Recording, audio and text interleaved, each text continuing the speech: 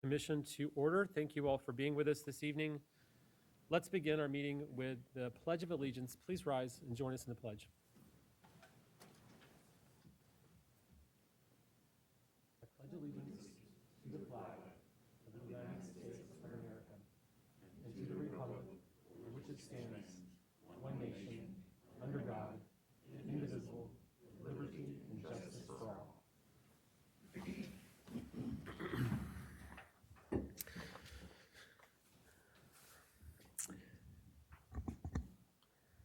I'd like to read the ethics reminder to the board.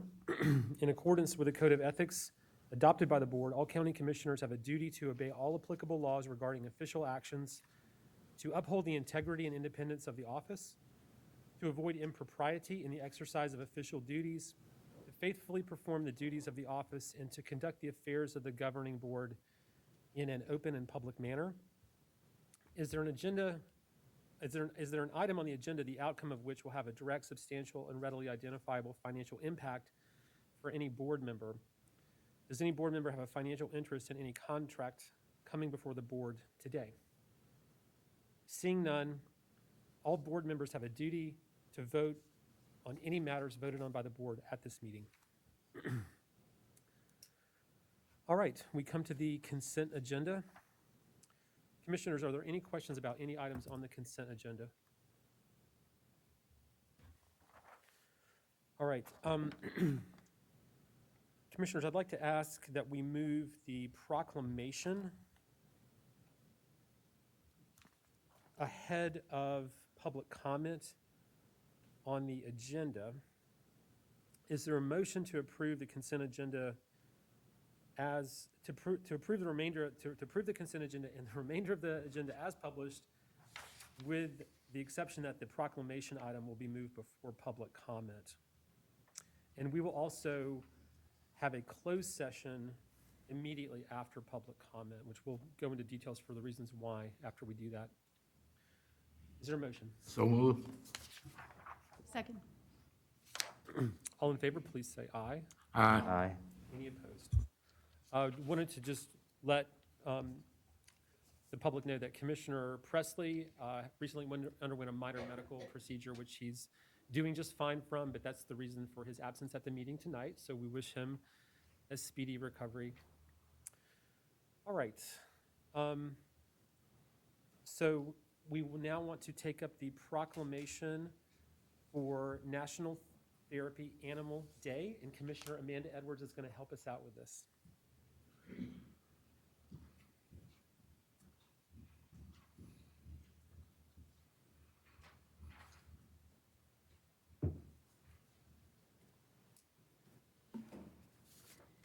It is my honor this evening to recognize Paul and Trish Howie, who formed For Kids' Sake, Pet Therapy for All Ages. There's 30 volunteers and their furry friends who provide pet therapy throughout Buncombe County.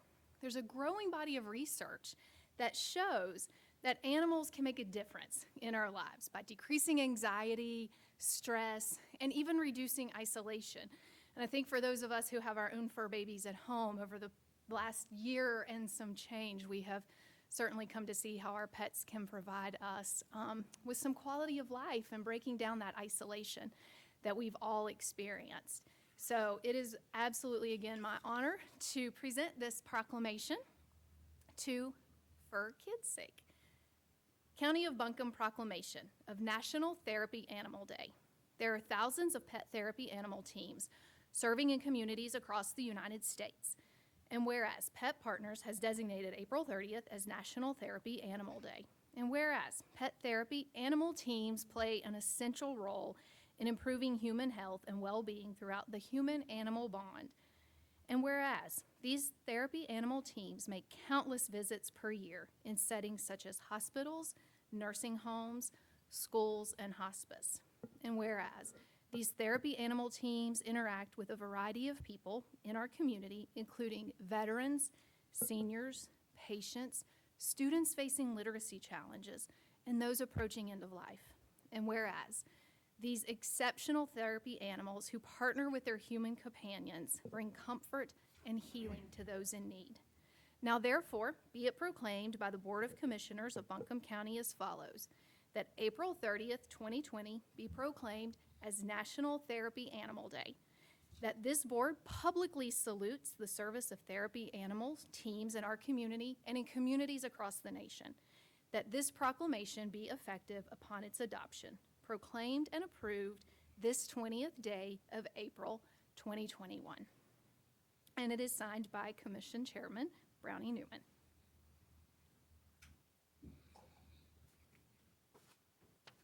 Thank you so much.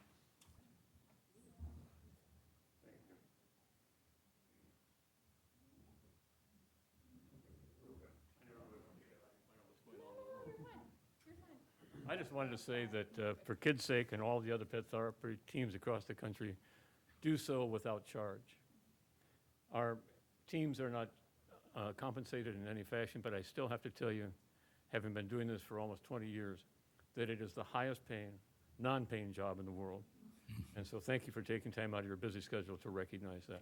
Appreciate it. Thank you. Thank you so much for being here, for what you do.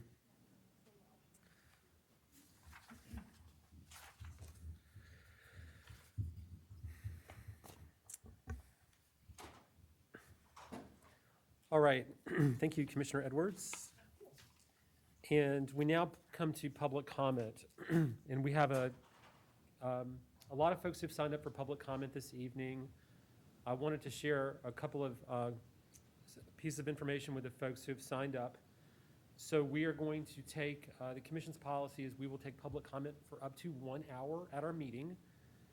Folks who've called in may address any item that is on the county commission agenda for this evening, or any topic that they wish to share their thoughts with the commissioners on this evening. We will not take any additional public comment as we go through our agenda this evening. So now is the opportunity for folks to comment on any items that are on the agenda or any other community concerns that they wish to bring to the commission. Due to the large number of folks who have signed up to provide public comment to the board tonight, we are going to ask each person to please limit their comments to 2 minutes so that we can hear from as many people as possible during the 1 hour, up to 1 hour period of time we have for public comments. And if folks can keep their comments to less than 2 minutes, we'd appreciate it, because it probably means that we'll be able to hear from more people than if everyone uses the full 2 minutes. So I want to thank everyone in advance for taking time to speak to the commission. We recognize that there are agenda items on that for consideration this evening that people have very strong views about from a wide range of perspectives in the community, and we want to have a chance to listen, and we respect everyone's right to call in and share their perspective, as long as folks will keep their comments civil and speaking to the issues that are under consideration by the board. All right, with that, I'm going to go ahead and we'll go ahead and start our public comment period. Comment is Don Yelton. Don Yelton, you are our first speaker. You have 2 minutes.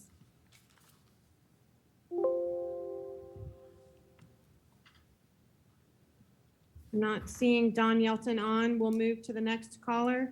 The next caller is Kevin Gevedon. Sorry to mispronounce that. Gevedon. Kevin, you are our next speaker for public comment. You have 2 minutes.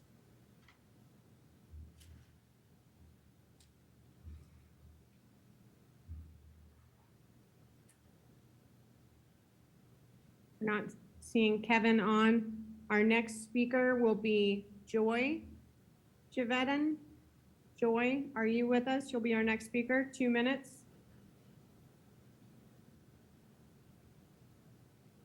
Okay, our next speaker is Peyton O'Connor. Peyton, are you with us? You have 2 minutes.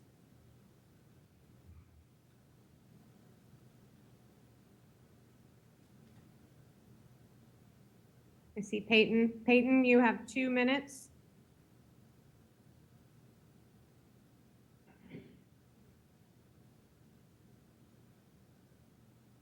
Peyton, you have 2 minutes.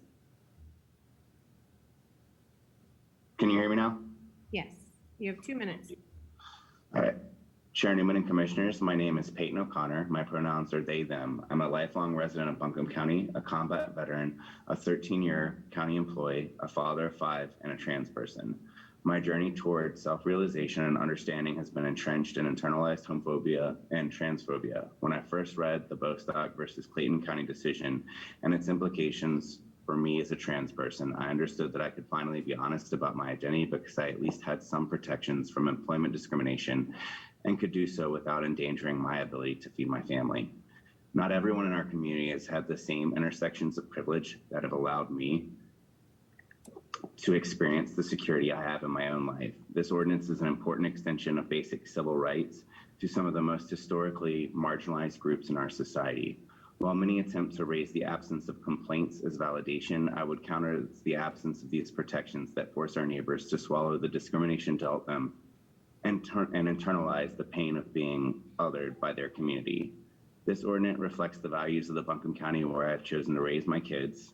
It represents the values of a country that I have fought to protect, and it shows our children that we care enough about our community to make equity and inclusion something that is meaningful enough for us to have codified into our laws. It takes a step toward allowing us to become a community that allows our citizens to feel safe living as their full selves, and Buncombe County can become a leader in human dignity and respect that we afford our citizens. I thank you for your time and consideration of this matter. Our next speaker is Shannon O'Connor. Shannon O'Connor, you are our next speaker. You may now speak. Hi, my name is Shannon O'Connor, and I'm here today in support of the non-discrimination ordinance. I am a cisgender white woman and have lived in Buncombe County for 16 years. I'm a family nurse practitioner, a mom to 5 kids, and a wife of a trans person. The non-discrimination ordinance is not based on some fringe causes as some opponents think. I know that even in our own idyllic liberal mountain town, racism, transphobia, and homophobia are alive and well. I want nothing more to say that this ordinance is not needed. That would be an incredible milestone for equality, but that is not where we are at. We need to ask ourselves who are we as a community, and what is the message that we want to send? Do we stand up for folks that are marginalized and discriminated against, or do we minimize their experience and question its existence because we haven't experienced that discrimination or witnessed it directly? The burden is not on trans folks or folks with natural hair or first-generation Americans to prove to us that discrimination is a thing. The burden is on the community and the people in power to believe them and put protections in place. This is especially important for our youth. I want the youth in our county, LGBTQ youth, youth of color, to grow up in a county where they see a future for themselves. They can see themselves holding positions of leadership and power and guiding our future exactly as they are, as their trans selves, their beautiful brown selves with natural hair. And I know that the adults who are in power see them and want to protect them. For businesses who feel that this will be a burden to them, my suggestion would be just don't discriminate. Don't discriminate against someone for their natural hair or their identity. Don't make comments about someone's body. At any cost incurred by the county would be well worth my tax dollar to add an additional layer of protection and accountability for those that need it most. Thank you. Our next speaker is Tina. Tina, are you online? You'll be our next speaker, Tina. I'm not seeing Tina. So we'll go back to Joy. Joy, you are our next speaker.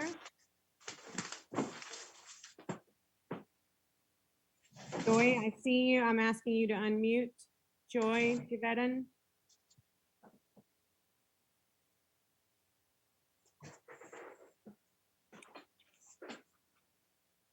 Okay, we'll move on to our next speaker. Allison Scott is our next speaker. Allison Scott, you are our next speaker. Thank you. My name's Allison Scott, and I want to thank everybody for being here tonight. I got to tell you, I didn't want to be here. I'd much rather be with my son playing and having a good time. And it took every ounce of energy in me to log on to this meeting. I hope none of you ever have your right to live, work, and exist in public put up for debate. It's dehumanizing and it's a horrible, horrible experience. I've heard some people in the last few weeks who come out and they've said in opposition that they don't think this bill is needed, this ordinance is needed. They want to hear the kinds of discrimination that go on. They even want to conduct surveys to see if we meet some kind of threshold, like there's ever enough to justify it. Well, I have to tell you, I don't think you need to hear that. You don't need to hear people like me tell you how they've been fired from their jobs. You don't need to hear us say how that we've been discriminated in public. You don't need to hear how we've been discriminated in our lives.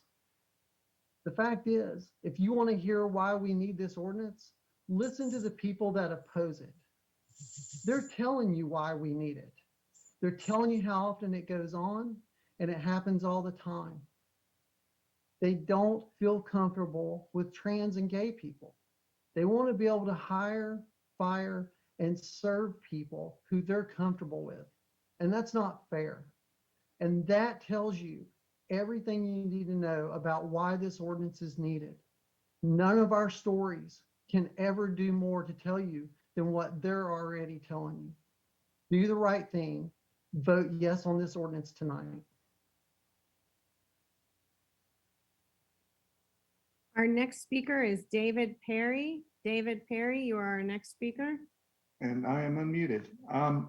Thank you, Mr. Chairman, Commissioners. I'm here to speak to the proposed NDO. My name is David Perry. I moved to Asheville just under 2 years ago after a 35-year career in federal service, 16 years on the staff of a North Carolina congressman, and 19 with the U.S. Small Business Administration in Georgia, helping entrepreneurs start and grow businesses. I'm also a 63-year-old gay man who was outed before age 20. And while I've been very fortunate in so many ways, I've definitely lived, seen, and experienced the ugly side of homophobia. The pain of losing friends when I was outed, the reality of violence for being public about my LGBTQ status, the fear of rejection, the threat of hate crimes, the heartbreak of AIDS, knowing that only President Clinton's executive order prevented me from being fired without cause from federal service. And of course, during my congressional years, the constant worry that I would be the issue that lost an election. No doubt about it, we've made amazing progress in the name of civil liberties in my lifetime, but there's still heavy lifting to be done. Asheville, Buncombe County, what a great place to live. I chose to move here when I left federal service, partly as a ninth generation North Carolinian returning home, but specifically to Asheville because of its beauty and reputation as a welcoming community. But we know that's not always the case, that it's not the case for everybody, and that you don't have to go too far down the road to find a very different, very hostile world, and then to our own state capitol to find legislative leaders intent on fostering hate and division. That's why I believe is incumbent, in fact, a moral imperative, that fair-minded and progressive elected bodies like the Buncombe County Commission take this bold and absolute stand to promote and protect the interest of all its citizens and adopt this non-discrimination ordinance. Thank you so much for your time. Our next speaker is Takira Rose. Takira Rose, you are our next speaker. You can unmute yourself. Can you hear me? Yes. Hi, my name is Takira Rose. My pronouns are she, her, and hers. I'm a transgender woman, and I live in Weaverville. My entire experience of realizing that I'm transgender and deciding to live openly as myself happened within this county. I know that excluding people like me from public life is not a value that most of my neighbors embrace, despite statements from a small but vocal minority. And I urge the county commissioners to make that explicit and to extend protections based on gender identity throughout the county by voting in favor of this ordinance. I'm truly grateful to call this area home and to continue to discover how many other transgender and non-binary folks are among my neighbors. By the time I decided to live openly as a transgender woman, I was lucky enough to have stable employment, housing, and access to medical care, and I'm fortunate to have a supportive family and friends. But I know that my experience is not universal. Even with my extensive support network, simply existing as a transgender woman has brought new stresses. Among them are having a utility company change the name on my account without authorization, despite my legal name change being completed to my dead name before I opened an account with them. Before working as a chief judge for Buncombe County Election Services on election day, I was advised that I could not wear a pronoun pin to avoid the appearance of partisan politics. Pronouns are not political, they're a simple statement of who I am. I've also had people in professional settings explicitly refuse to use my name or pronouns, as if who I am is up to them. We don't have time to discuss the fullness of the lived experience of trans people in 2 minutes. But if you're wondering why you don't hear more explicit reports of discrimination, I invite you to ask yourself, how many trans people have you talked to about their lived experience? We've learned that to avoid negative experiences, we need to carefully manage how we present in public and avoid places that are unsafe. I urge the county commissioners to vote in favor of this resolution to send a message that hiding who we are is not necessary for equal treatment within Buncombe County. Thank you. Our next speaker is Adrian Para. Adrian, you are our next speaker, to be followed by Connie Henshaw.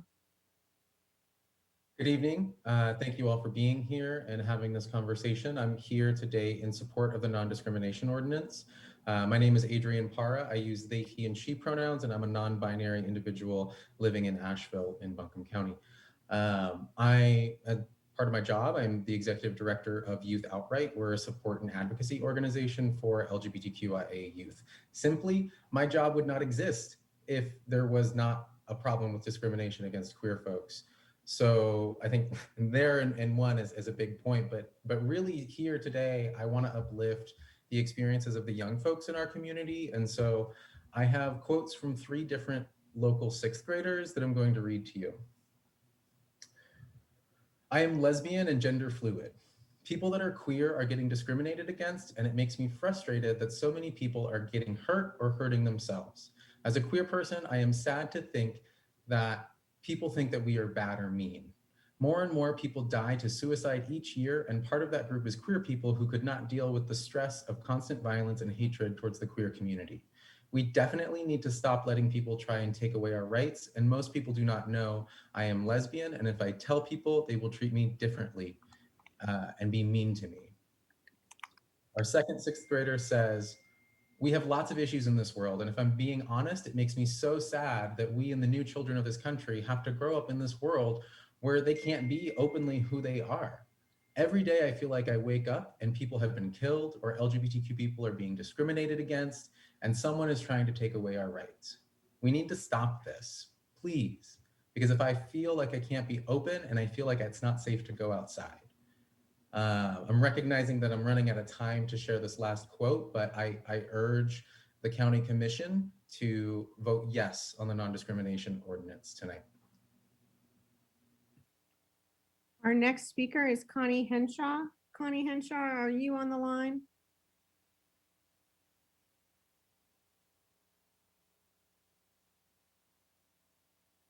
Connie, if you're on the line, can you unmute yourself?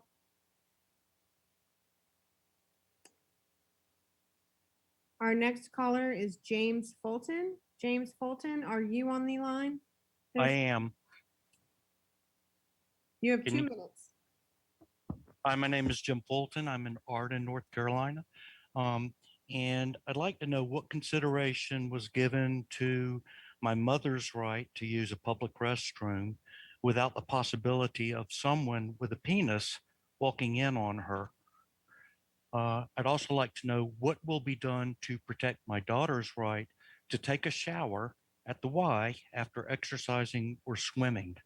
I'd like to know how it makes sense at this time to impose these new requirements on small businesses that are still struggling to recover from lockdowns due to the pandemic. I'd like to know how many citizens of Buncombe County have reported credible instances of the types of discrimination addressed by this proposed anti-discrimination ordinance, and do those numbers demand county government action at this time?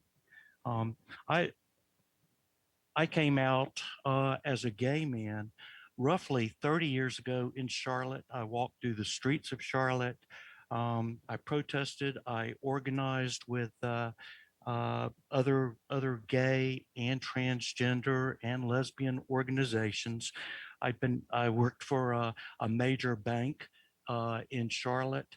Um, I was able to somehow survive for 33 more years as an out gay man.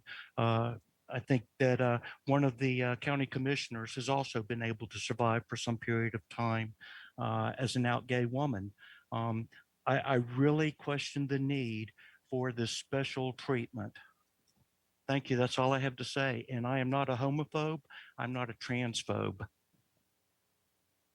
Okay, our next speaker is Lauren Morrell, to be followed by Al Murray. Lauren, are you with us? Yes, I am. Okay, you have 2 minutes.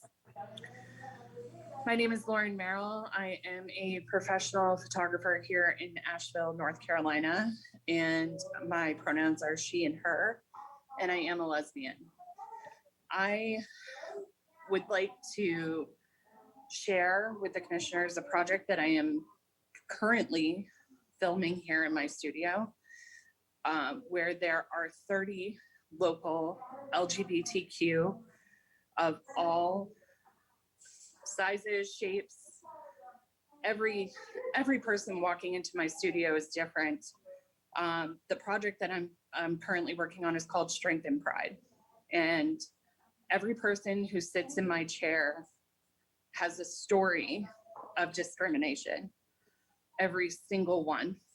I have sat here through the first 8 sessions and cried with each and every one of them for the experiences that they've gone through and the discrimination that they've gone through. And I have seen them come alive when they feel like they can own who they are and be authentically themselves, but then they walk out my door and they text me or email me and just say, I wish I could be like this all the time. This is not an ordinance just to say that Asheville is accepting. This is an ordinance to set an example for the rest of the country that this is not okay. That discrimination is not okay. Discrimination against the LGBTQ community is not okay. And that these people deserve to live their lives without going through these experiences. Thank you. Our next speaker is Al Murray. Al Murray. Hi, thanks. My name's Al, and I live and work in Buncombe County.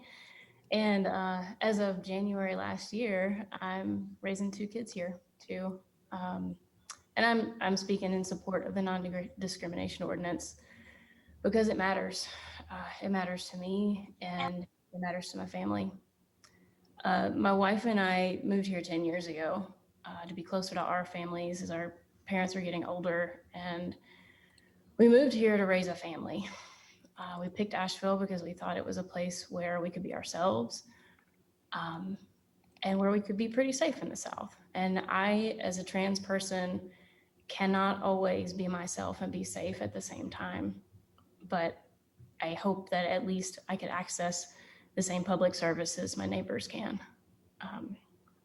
I didn't move back to my hometown because where I grew up, the only acknowledgement that LGBTQ people even existed was in the form of condemnation. And so I know what it feels like to know that individuals might have my back, but to not see those values reflected in government or local policies, it means there's a limit to how much I or my family can show up in the world. It means that we might have to choose between meeting our needs or experiencing our full humanity here.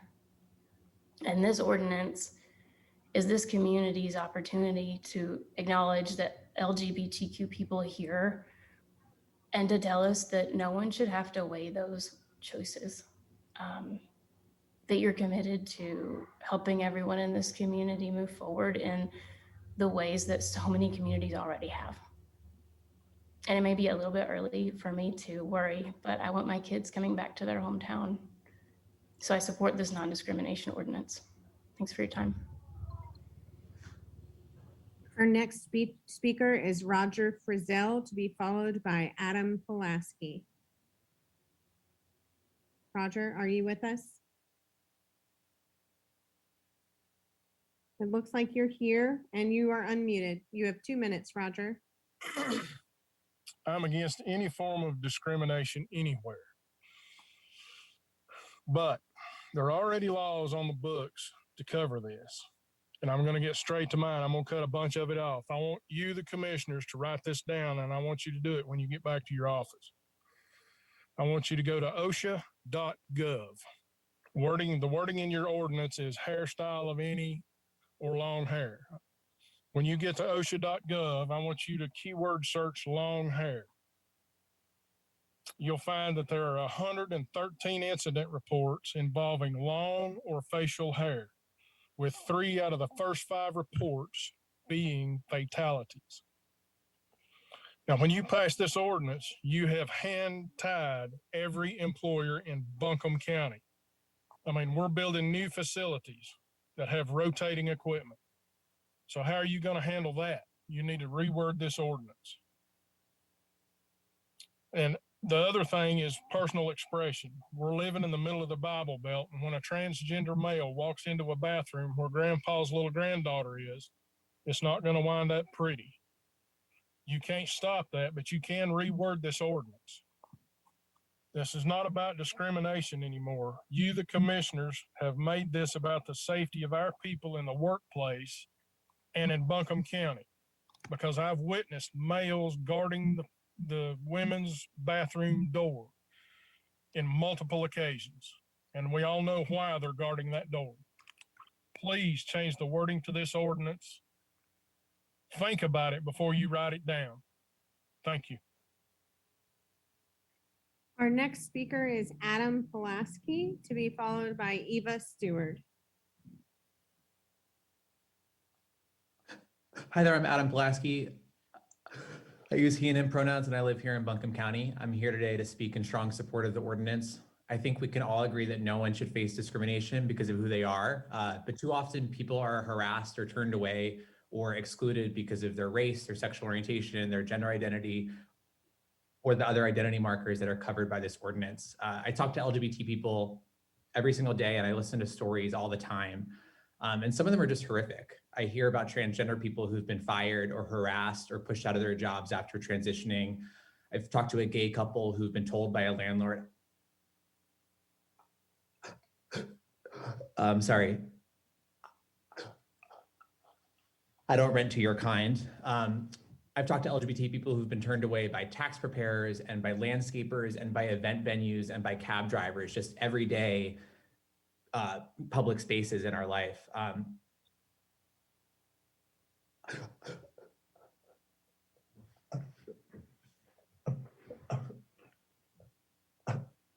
a relatively recent Buncombe County resident. When I moved here last summer, friends told me I needed to be careful. This was the state that passed HB2, obviously. And in my first few months here, a car full of men shouted an anti-gay slur at me while I was on a run. And I know I'm not the best runner in the world, but it's just surprised me to be the subject of anti-gay harassment really blatantly in public like that. It was a little scary, and I know a lot of other people in the county are scared.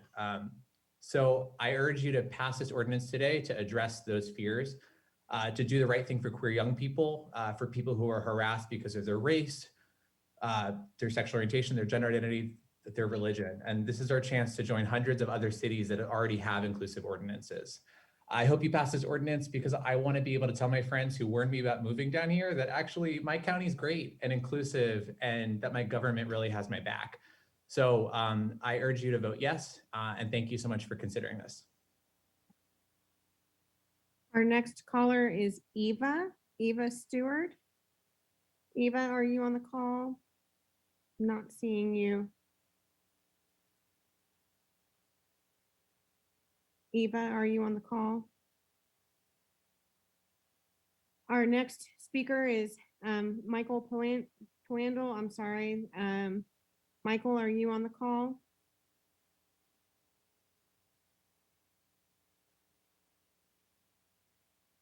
The next speaker will be Karen Horner. Karen Horner, can you unmute yourself? You have 2 minutes.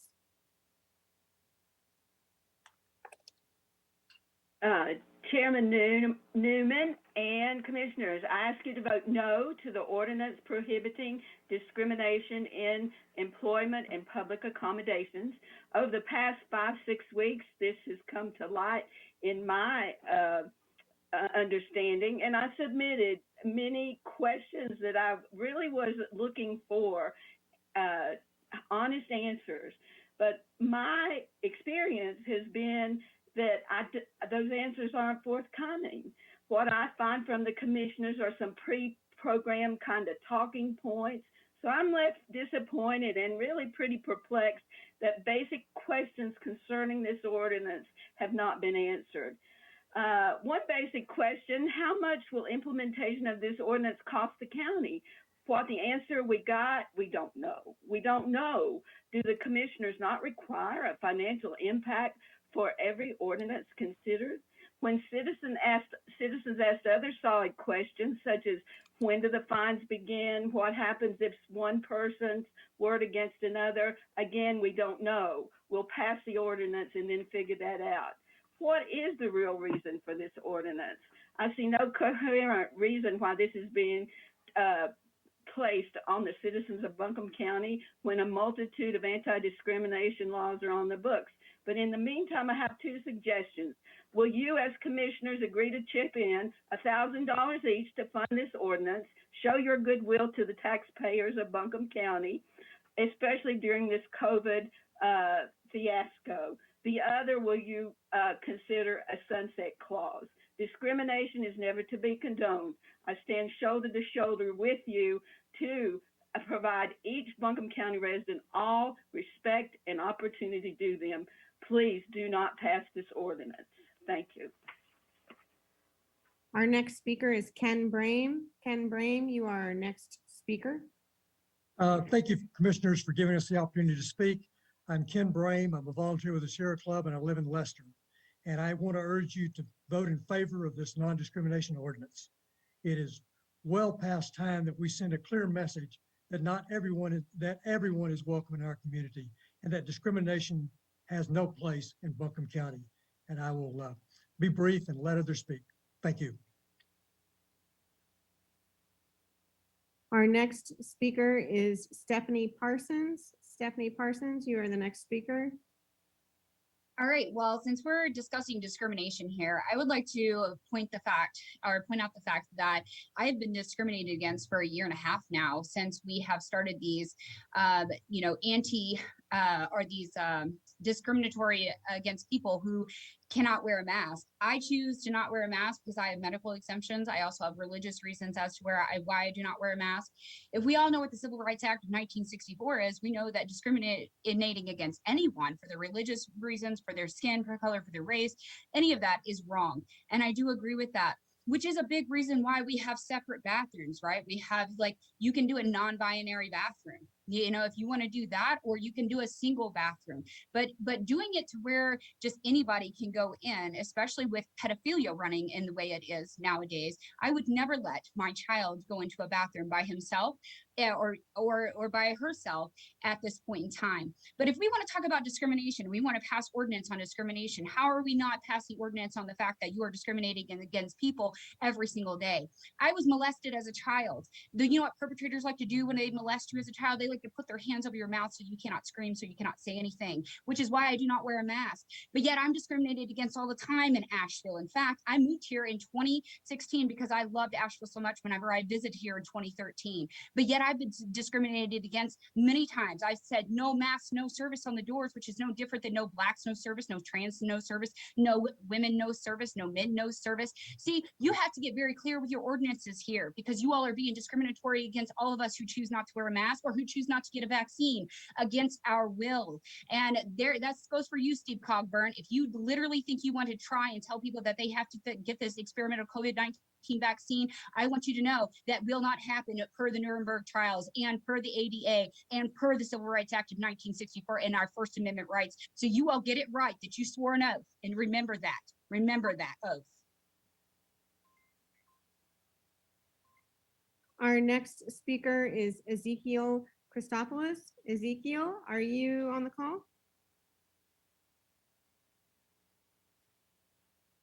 Ezekiel, are you on the call? Okay, we'll move on to our next caller, Bernice Lynch. Bernice Lynch, are you on the call? Yes, I am. Okay, Bernice, you have 2 minutes. As stated, I'm Bernice Lynch, and I've been a resident of North Carolina since June of 1984. And as of January 2020, I've been a resident of Swannanoa, Buncombe County. It's very important to me to live in a community that focuses on helping all its residents be the best human beings possible without fear of discrimination in language and actions. This ordinance will go a long way towards showing that these behaviors are not tolerated in Buncombe County. As a white person, I'm afforded some protection from discrimination. I've not had the problems that many of our residents have regarding housing and employment, but as a member of the LGBTQ community, I still feel vulnerable. I need the freedom to be myself and this freedom to be protected. I identify myself as a lesbian, but many times I'm referred to as sir, he, etc., misgendered. Sometimes it's a simple mistake, drive-throughs, checkout lines, etc. And I'm quick to correct this person and think of this as an educational moment. But when someone has purposely expressed this as an epithet, the person yelling at me from their vehicle, I feel as if I'm standing on shaky ground. With this ordinance, stop this from happening perhaps sometime in the future as attitudes change. Are there additional areas that need addressing? Yes. But for now, I'll be satisfied that in Buncombe County's eyes, I am who I am, and if this ordinance passes, be protected be more than I am today. Every resident of Buncombe County deserves the right to express who they are and be assured that they will not be denied the basic rights taken for granted by most of our population. Thank you. Our next caller is Tybee Maitre. Tybee, are you on the line?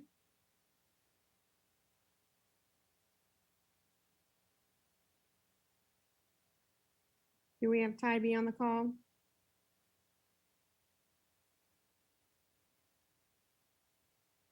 Tybee, are you with us? The next caller is Chelsea. Chelsea Kanskar. Chelsea Kanskar, are you on the call? Can you hear me? Yes, we can hear you. You have 2 minutes.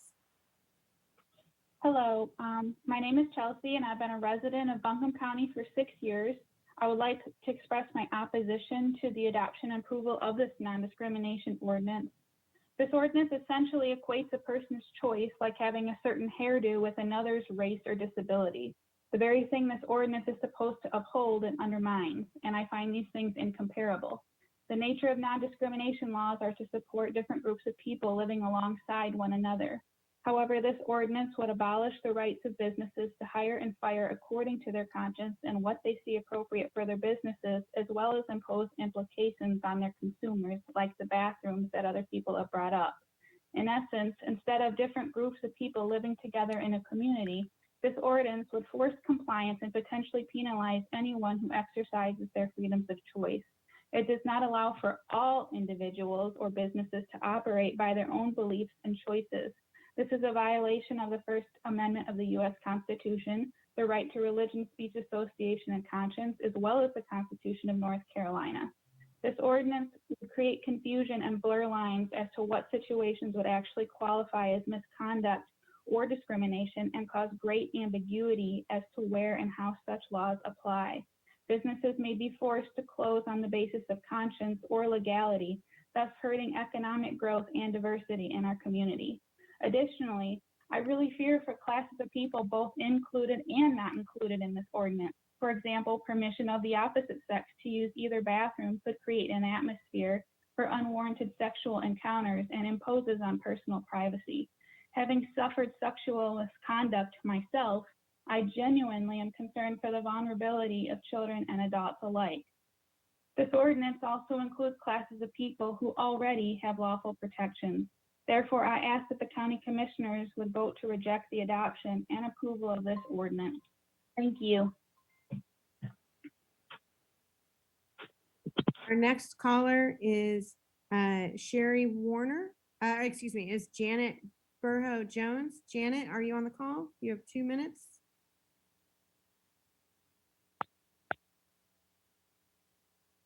Janet, you are live.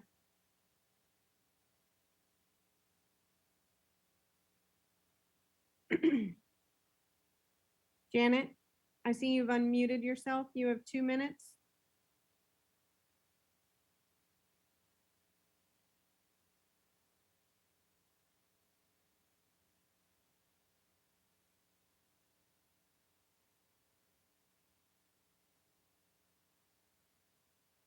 Janet, we'll come back to you. Is Sherry on the call? Sherry Warner, you have 2 minutes.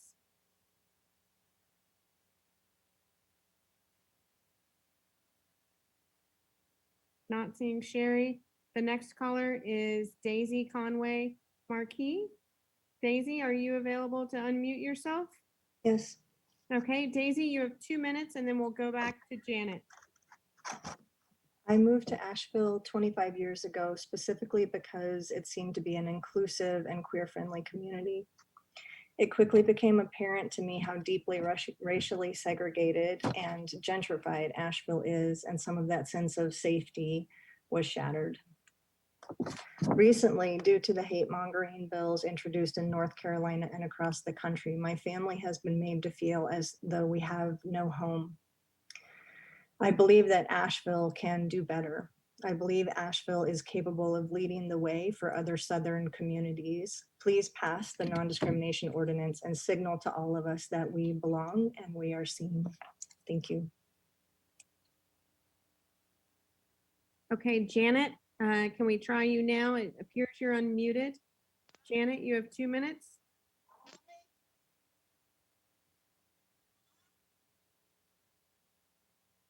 Janet, are you there?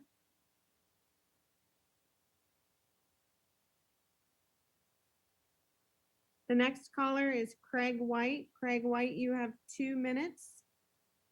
Craig will be Good evening. followed by Brad Rector. Craig, you have 2 minutes. Great, thank you very much. Good evening, commissioners, friends, and neighbors in Buncombe County. My name is Craig White. I use either he, him, or they, them pronouns, and I'm a member of the LGBTQ community as well as the West Asheville community. My work is in advising and counseling schools and nonprofit organizations, both on racial equity and on LGBTQ equality. And I note that it was in 2017, several years ago, that Buncombe County was one of the first school districts in the South to pass a comprehensive set of gender support guidelines for their students. Asheville City Schools followed with a similar set of guidelines a year later.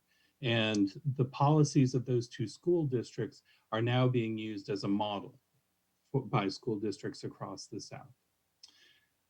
Policy isn't everything. The daily practice and experience of students is still tough, but to me, it's unconscionable that the protection, the non-discrimination protections of students ends as soon as they walk out of those schoolhouse doors. I'd like to use the remainder of my time to share the quote from the Buncombe County sixth grader that Adrian Parra did not have time to read. This is a sixth grader in Buncombe County. I would love to put myself out there and speak tonight to make sure that everyone's voice is heard. But I am not able to do that without coming out, without dealing with a large amount of people knowing who I am, which would endanger myself and endanger the people around me. I'm 12 years old and currently putting up with homophobia. It's real weird, y'all. I hear a lot of people say generic things like, it's unnatural, or it's a phase, or you're just making that up. Yet doing research, I continually find evidence that what me and so many other people are feeling is natural and right. Thank you.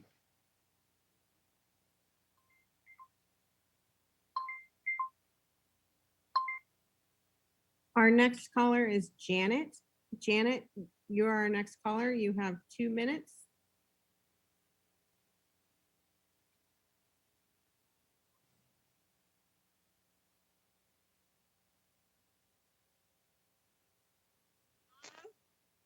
We can only barely hear you, Janet.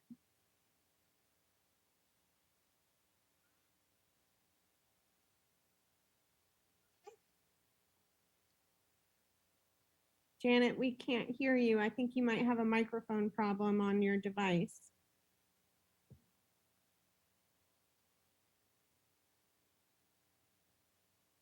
Are you there? Okay, our next caller will be Brad Rector, to be followed by Ann Ricker. Brad, are you here?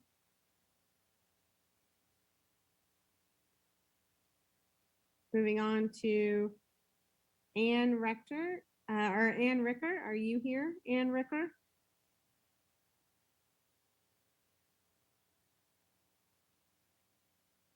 Okay, our next caller will be Lynn McNamee, to be followed by Lauren Beal.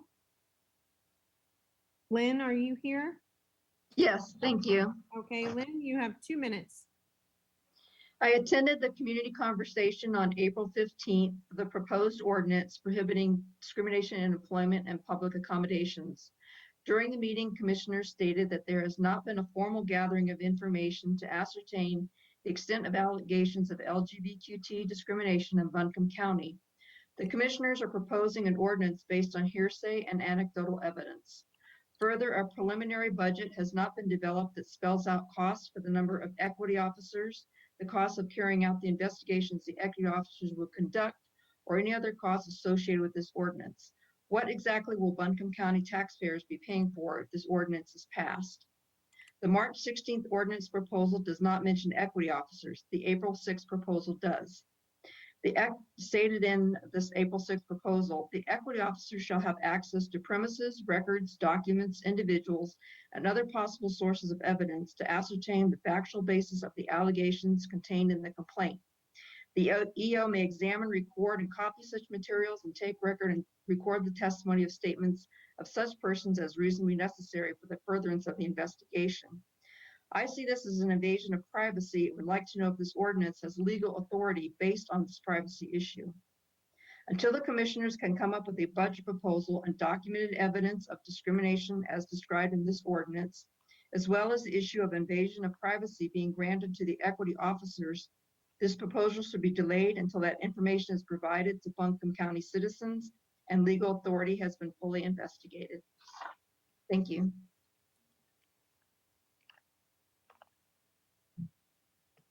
Okay, Janet was able to type in her response, so I will read this for Janet. And it reads as follows. I think the ordinance will result in fewer jobs for the very special class of people this is designed to protect, because employers will feel that they could be entrapped by their employees. The next comment is Lynn McNamee. Oh, that was just Lynn McNamee. Lauren Beal is our next speaker. Lauren Beal. Thank you. My name is Lauren Beal and I use she, her pronouns, and I'm a member of Asheville's LGBTQ community. I'm here today in support of the LGBTQ inclusive non-discrimination ordinance.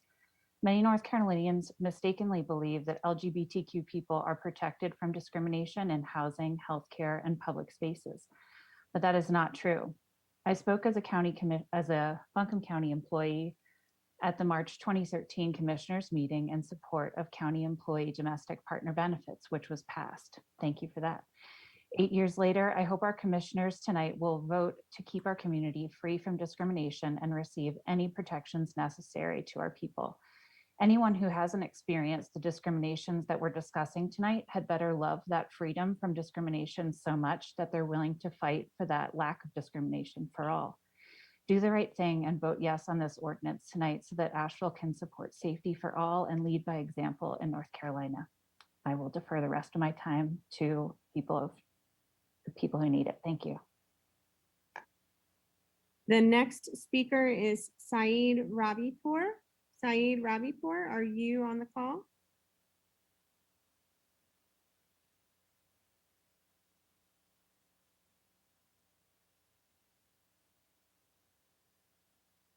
Saeed, are you on the call? The next speaker is Lucy Beagle. Lucy Beagle. You are our next speaker. You have 2 minutes. Hi, can you hear me? Yes. You have Okay, 2 great. minutes. My name is Luce Beagle. I can't figure out how to start my video. I am mentioning I'd like to come tonight to discuss I'd like you to vote yes to the ordinance. I've been living in Buncombe County for 18 years. I am a counselor. I'm a trained counselor through Western North Carolina, and I work with LGBT youth, particularly trans and non-binary youth. And I wondered how this non-discriminatory ordinance might affect the simple day-to-day existence of these trans and non-binary teens that are so vulnerable right now, especially that are impacted by these anti-trans bills that have been proposed here in North Carolina. And this non-discrimination ordinance would actually save lives. According to the Trevor Project, 71% of LGBTQ youth report being discriminated against due to their sexual orientation or gender identity, and 20% report being physically threatened or abused.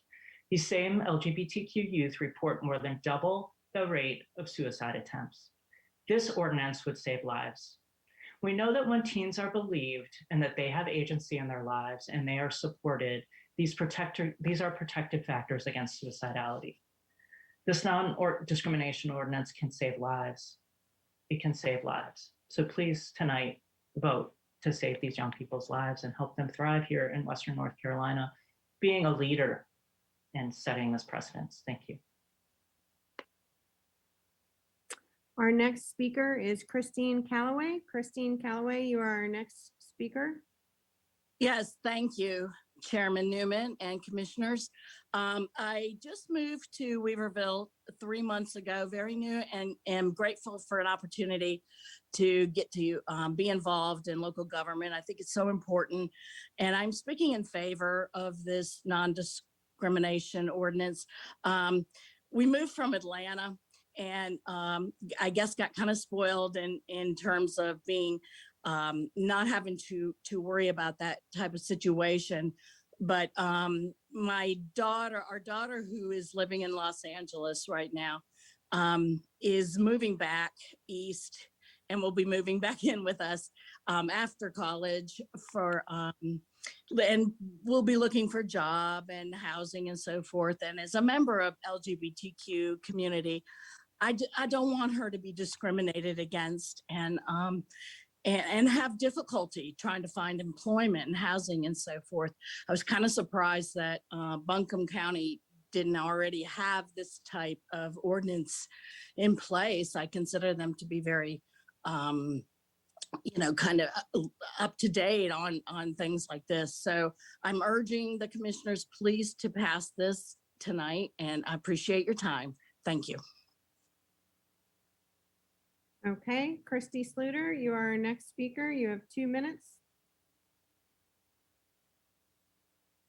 Christy, you're still muted. I'm sorry.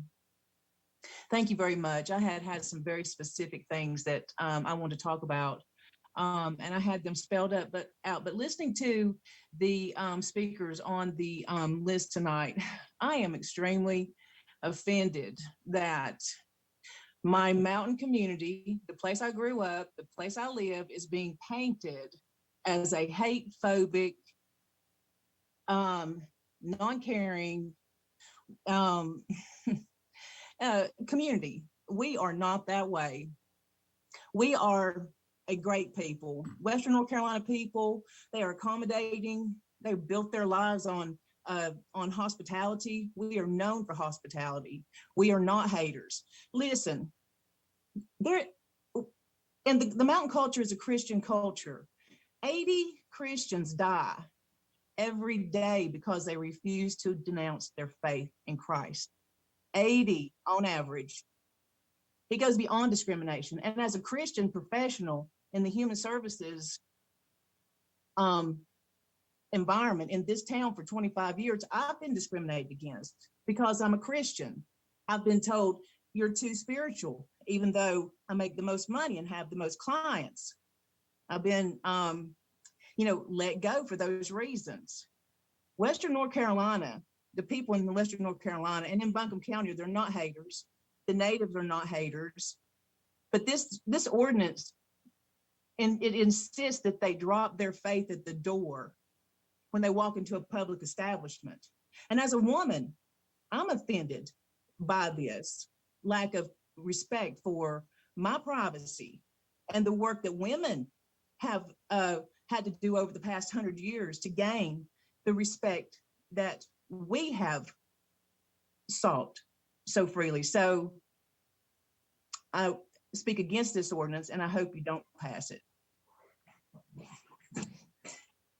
Our next speaker is Joe Bowman. Joe Bowman, you're our next speaker, followed by Gary Mitchell. Thanks. My name's Joe Bowman. Everybody, I'm an attorney. I've been an attorney in North Carolina for 17 years. I'm a cisgendered man, married 28 years. I'm a Christian. I've got 2 sons. I've got 3 lesbian roommates. I've got one of my sons is gender fluid. When he was 14 years old, and I was an assistant district attorney in New Hanover County, a deputy stopped him when he was walking back from his boyfriend's home and used the F word with him, with my 14-year-old son. Deputy did that on the job in uniform, and I couldn't do anything about it. And I didn't realize how emotional this would be, hearing everybody talk about all the terrible things that are done to people who are a little bit different because they're different. This is about human rights. This is about not punishing people for personal characteristics that they cannot control. This is just basic fairness. And if you talk to your children and your grandchildren, they think this is a good idea, and they're right. We are pointed towards the future with this ordinance, and we are walking away from a past that is ugly and shameful. And I believe, as a Christian, that Jesus would approve of this ordinance.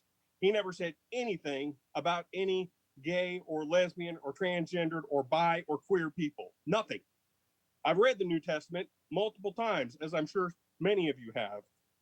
This is not about being anti-Christian. This is about recognizing people's basic human rights and becoming a beacon for the South again, because the new South will be one that includes everybody. And that's where we need to go. And this will bring jobs to Asheville, to Buncombe, because it's a quality of life issue for employers and employees. And we should pass this ordinance. Thank you. Gary Mitchell is our next speaker. Gary, you're our next speaker.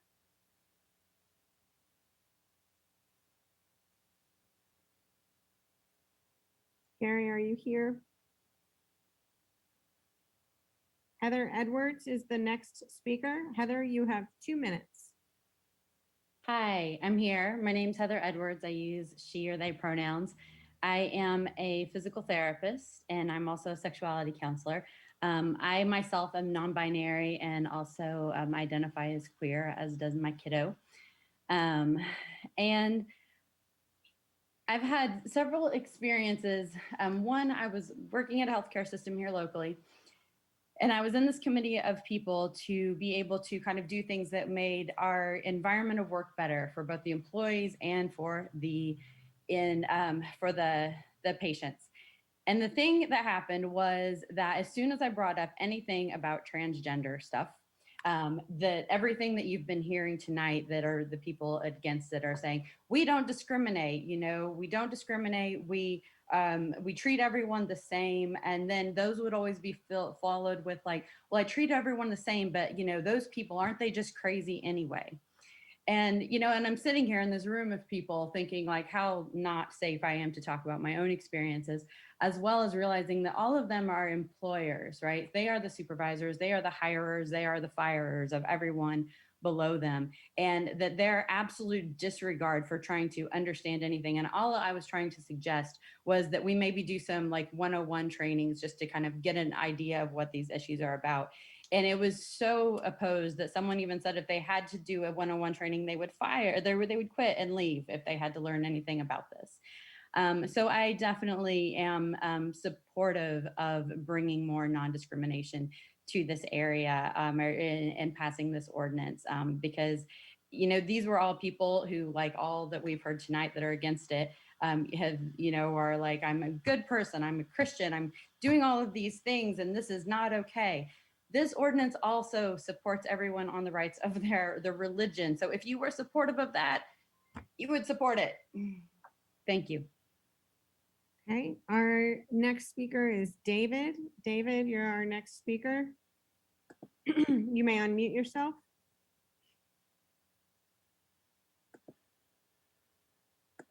I see you there. Okay. Okay, David, you have 2 minutes. Yes. I think what concerns me is that this whole thing was written about hiring, and I want to give you an example of how it could really be very adverse to the hiring practices for certain types of small businesses. Let's say that I'm the practice manager for a small private medical practice of 5 physicians, and I have to hire the office staff, and I need to hire a front desk receptionist. I know from experience that this person is the face of the practice, the first person that patients see when they come into the waiting room, and is really a reflection of the practice. Now, I've received an application from 3 candidates. All of them are qualified. And let's assume that the first candidate is a young woman with a college degree. The second is a young man who has applied to graduate school in a couple of years.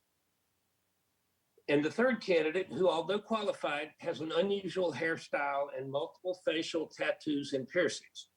Now, from years of experience, I have intuition and feeling that tells me that the person that would be most suited, most representative of our practice would be the young woman. So I hire her. And however, this decision would potentially expose me to a complaint lodged against me and the practice, given that I have chosen an individual who may claim that he or she was discriminated against as a result of her appearance. And as a result of this decision, I would be subject, or potentially would be subject, to a significant financial penalty based on a decision that I felt was best for my practice. Another concern would be that just merely having this resolution in place may put an undue amount of pressure on individuals who are hiring, such that that they might have a fear that not hiring that individual would be subject to penalties. In that case, the net result is reverse discrimination against those others. Thank you. The next speaker is Perry Martino. Perry Martino, are you on the line?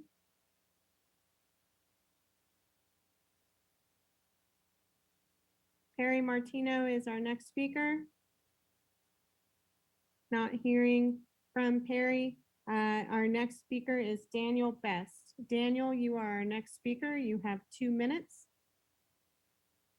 Hi, thank you. Good evening, everyone. I'm Daniel Best. I'm a proud Asheville resident. I'm a faculty member at Western Carolina University, and I'm a transgender man. I strongly support a vote in favor of this NDO. I look forward to living in a county that supports equality for its LGBTQ residents. Thank you for your vote in favor of this ordinance. I will surrender the rest of my time. Our next speaker is Lisa. You're our next speaker. Lisa, you have 2 minutes. I see that you've unmuted. Oh, yes, I see you're unmuted, Lisa. You have 2 minutes.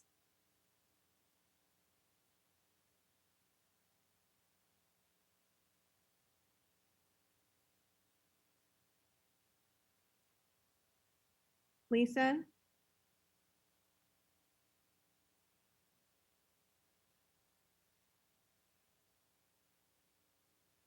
Lisa, I see that you have unmuted. You have 2 minutes. Are you there?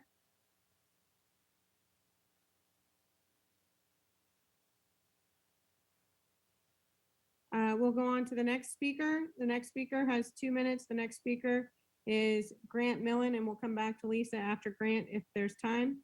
Grant, you have 2 minutes.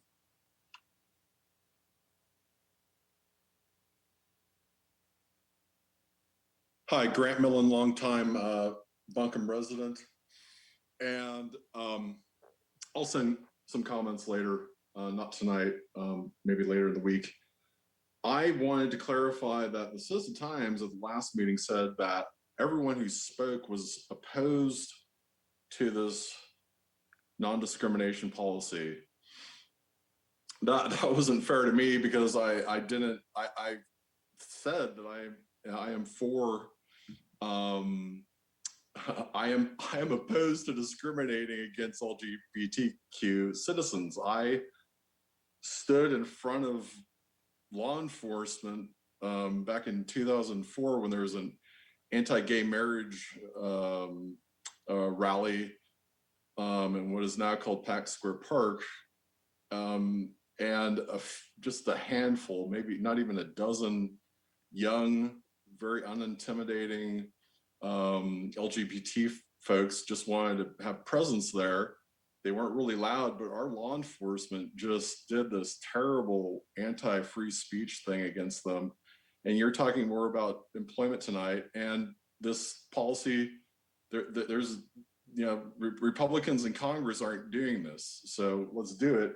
What I've brought up a few times is what's happening with persons with disabilities. And that's just that word, that term, persons with disabilities, is new for us. It's not Americans with disabilities. It's based on, I'm referring to the UN Convention on Rights of Persons with Disabilities. It's not going to be very familiar with folks, but it's time that the disabled be included, and they are all genders, races, sexual orientations, and creeds. And we'll do that later. Do this non-discrimination policy tonight, but I've just started to talk about where persons with disabilities fit. Grant, your time is up. Our next speaker will be Lisa. Lisa, can we hear you? Yeah, can you hear me okay? We can only barely hear you. Okay, let me see. I'm sorry. Let me see if I can put it. Can you hear me better now? We can't hear you any better now. Can you hear me now? A little bit better. If you can do what you just did. There we go. You have 2 minutes. Okay, hi. My name is Lisa Vale, and I'm a Hispanic woman. I moved to Asheville because I felt like Asheville was a great community of people who are very accepting and inclusive. And I am starting to feel as though I'm being discriminated against for just being a woman. What about women's rights? Do women not matter anymore? I asked the panel to vote no. I do not think that we need more discrimination laws. We already have discrimination laws. This ordinance goes too far. It also feels like an attack on our small businesses that have already gone through a lot this year. I think it's an example of government, local government overreach. And I just, I'm going to say what people are scared to say, but this just feels like local government trying to appease the woke radical left wing. And it's wrong. It's wrong because you are now trampling on women's rights. And my daughter, I agree with the gentleman who spoke about just being able to shower at the Y. My daughter deserves to be able to go to the gym and take a shower without having to worry about a man coming in. I just think we've lost sight of everybody, including women, deserve respect and equality. And I wish, I really wish the world wasn't the way it is right now, but I don't think that this ordinance is needed. And I am really scared of what's happening in the world because I feel as a woman that I am now being discriminated against, and it's just not fair. Thank you very much. Our final caller is Michael Woods. Michael Woods will be our last caller for today's public comment. Michael, you have 2 minutes. All right, great. First off, thank you for this opportunity. And I would, as the executive director of the Western Carolina Rescue Ministry, and we've been operating a homeless shelter here in Buncombe County for the last 40 years. And I first want to say to my LGBT friends within the community. I'm sorry. As a Christian man, I don't want you to feel any sort of discrimination. And I ask for your forgiveness, because I think it is important that you hear someone, especially a leader, say that. I'm totally against anybody being discriminated against. But there's a part in this ordinance, the public accommodations piece, that actually affects the safety of people at the rescue mission. If we require a photo ID, a state issued photo ID for someone to be able to come into the shelter, we have, and that's how we keep people safe. We have had men who couldn't get into our men's shelter because we were full, try to self-identify to get into the women's shelter. This isn't a transgender issue. We've always been able to welcome and love every transgender person that's ever come to us. I really beg you all to consider changing that, making sure there's an exception in there for us. Follow the Atlanta, follow the Chapel Hill, but do not force us to have to close the largest emergency shelter in Western North Carolina in order to keep people safe. This isn't a transgender issue for us at the rescue mission. We love everybody and we're going to serve people. Thank you. That concludes our public comment. All right. I want to thank all the people who took time to speak to the commission tonight. And we appreciate everyone doing that and sharing their perspective on the issues that are coming before us and facing our community. And I apologize that there's some folks who we took over an hour of public comment, and I know there were some folks who were still on the list. So I regret that we weren't able to get to everyone, but I appreciate everyone who spoke, and some who spoke and gave up their time so more people could have a chance to speak tonight. Anybody can, of course, always reach the county commission. Our email addresses are on the county website as well as phone numbers. So we also encourage folks to reach out to the commission over the phone or over our email addresses as well. All right, we have a need for a closed session. Michael Frew, could you speak to the purpose of the closed session? Yes, sir. Yes, sir. Pursuant to General Statute 143, 318, 11A3, need a motion to go into closed session to discuss a matter with attorneys to preserve the attorney-client privilege. And this is in the matter of Buncombe County versus Frost and Green, which is Buncombe County file number 19 CVS 5208. And the board may be asked to come back into open session to take action. Is there a motion to go into closed session? So moved. All right, there's a motion and second to go into closed session to hear from an attorney about the legal matter that County Attorney Michael Frew just referenced. And as he mentioned, the County Commission may also choose to come back into open session to hear from an attorney to speak to those same issues with the potential for making some decisions around that legal case at our meeting tonight. All in favor of the motion go into closed session, please say aye. Aye. Any opposed? All right, we're in closed session.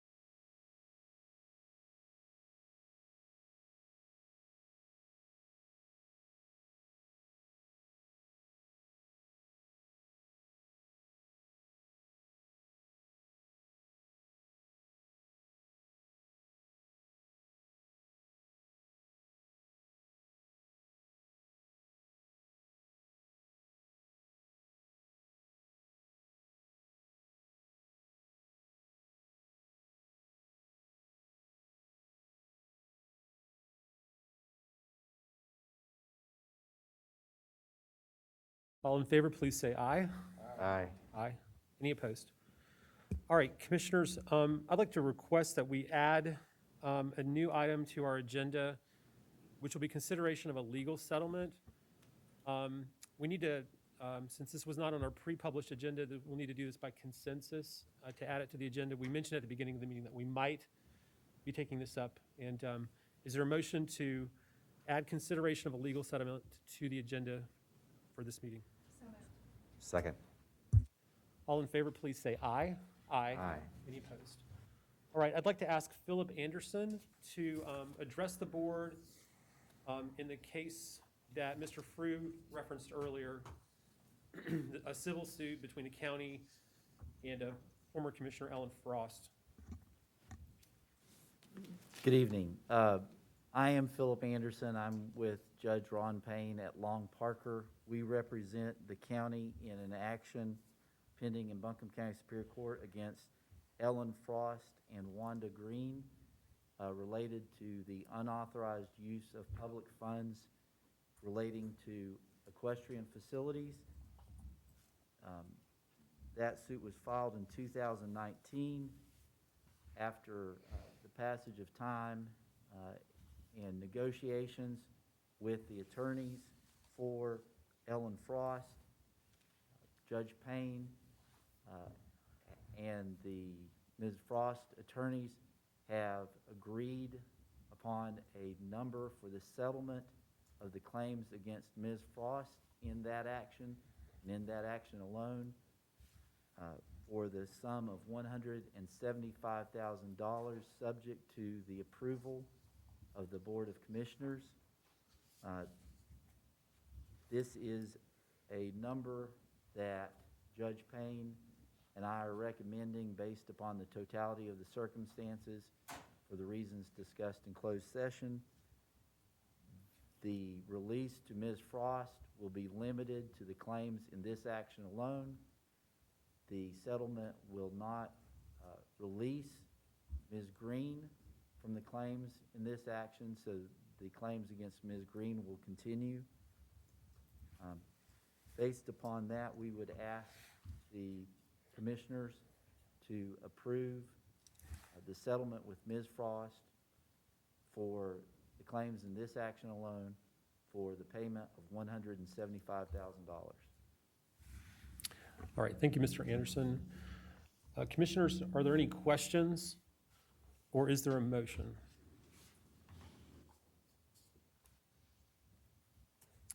All right, I'll make a motion to approve the settlement in the amount of $175,000 in regards to the county's civil suit against former Commissioner Ellen Frost, as outlined by Mr.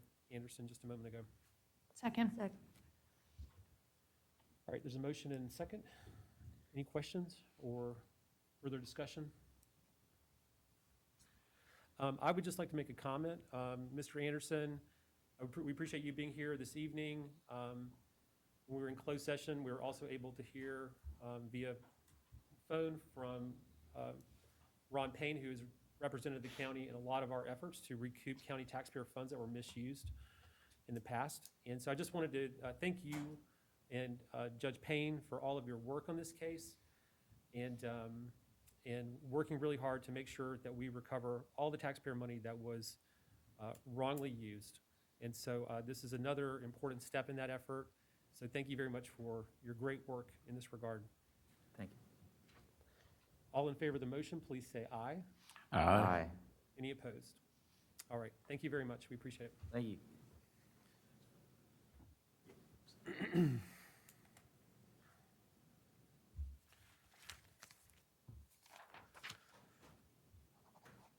All right, commissioners, now we come back to the other items on the agenda under presentations, and the next item on the agenda is a presentation from the Agricultural Advisory Board for Farmland Preservation, and David Lee, the board chair, is here to speak with us. Thank you so much for being with us this evening.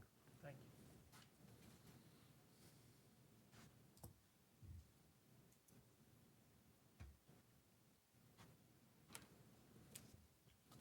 Good afternoon, and thank you for the opportunity to come and talk about the Agricultural Advisory Board. The Agricultural Advisory Board is our. Okay. The Agricultural Advisory Board is made up of myself, David Lee. I'm from Candler. Bruce Nelson is the vice chair. Bruce is from Leicester. Ed Bullock is from Arden. Brandon Hensley is from the Alexander community. Lori McIntyre is from Swananoa. Annie Perkinson is from Fairview. And Gary Roberts is from Jupiter. And Terry Wells, our commissioner with us today, is from Sandy Mush. The ordinance used to require we have a wide dispersal of members. I don't think that is a part of a requirement of the ordinance now, but we do very much strive to have representation from different parts of the county so that we have more local knowledge and also that we get a better variety of opinions on agricultural matters. The purpose of the Agricultural Advisory Board is to promote agricultural values and the general welfare of Buncombe County. I like to say that we're the champions of agricultural and Buncombe County. I think people come to Buncombe County to see those pastoral views that agriculture provides for the people that are coming into our community. And I think that on some occasions, the local or the rural landscapes are very much a draw for the people. Now, for a lot of the local folks, and I'll give you just a couple of quick little stories. I know a lot of times on Saturday afternoon, if you live out on Newfound, it's not nearly as quiet as it used to be because of the number of motorcycles that come by. People are out riding, they're out touring, they want to see those views. The other thing that I would say is because of our mutual involvement in the dairy industry, I had a conversation with the late Mr. George Cecil here several years ago, and he mentioned when we were talking about different parts of the county, and he said that one of he and his wife's most favorite rides was to go out 40 to exit 33, go up Beaver Dam, over Willow Creek, out through Sandy Mush and back through Leicester. So not only do the tourists enjoy those views, the local people do as well when they get out and riding.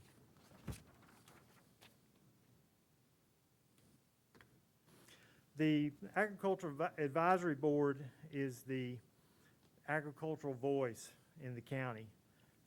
As I noted earlier, we do have representation from all parts of the county. Our main goal is to increase the public awareness of farming and the economic and the importance of farmland and farming in Buncombe County. I'll talk more about the different programs that we support in the next slide.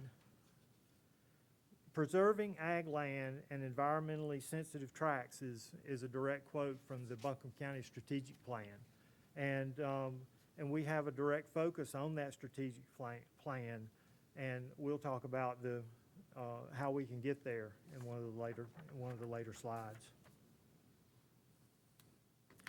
Some of the programs that we support, the Farmland Preservation Program is the program where we accept donated easements as well as easements where people provided some partial funding for the easements that they sell or that they donate.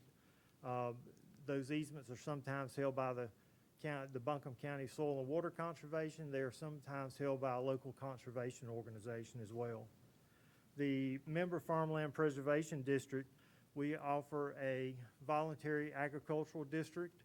We also have an enhanced voluntary agricultural district where local landowners can receive certain protections for their property in exchange for for a temporary and voluntary agreement not to develop property. The Farm Heritage Trail is a program. It's a tourism program that is encouraging tourism. It's currently in the northwestern part of the county. However, the developers of this program we are now trying to get, we're looking at funding to increase that to a countywide program. A lot of times at our meetings, some of the folks from other parts of the county are kind of jealous of Lester in the northwestern part of the county because they have this agritourism tool. Also, Buncombe County is participating in the Visit NC Farms program, which is an agritourism app that will be available to folks in the very near future. And then we also have been sponsoring a quarterly breakfast, the Buncombe County Friends of Agriculture breakfast, where we get together, we have some fellowship, and then we also have a speaker talk about something relevant to agriculture. So some of the successes that the Agricultural Advisory Board has enjoyed in the past is we have protected 20 family farms. These are both easements where people have received some compensation through either donated or grant funds, or easements where families have donated their property into the conservation easement and they receive no money out of pocket other than the transaction costs required to do that. That's 2,777 acres that is under a perpetual conservation easement. These are primarily in the northwestern part of the county and the southeastern part of the county. I would say Sandy Mush, Broad River, or where the majority of these farms are. We've raised over $4 million in grant funding through the North Carolina Farmland Preservation Trust Fund, and also the federal program, which is the Conservation Easement Program. And then we've also raised as a match to that, over $11 million in charitable contributions or in-kind donations, primarily the value of that real estate donated into the easement over the term since 2005.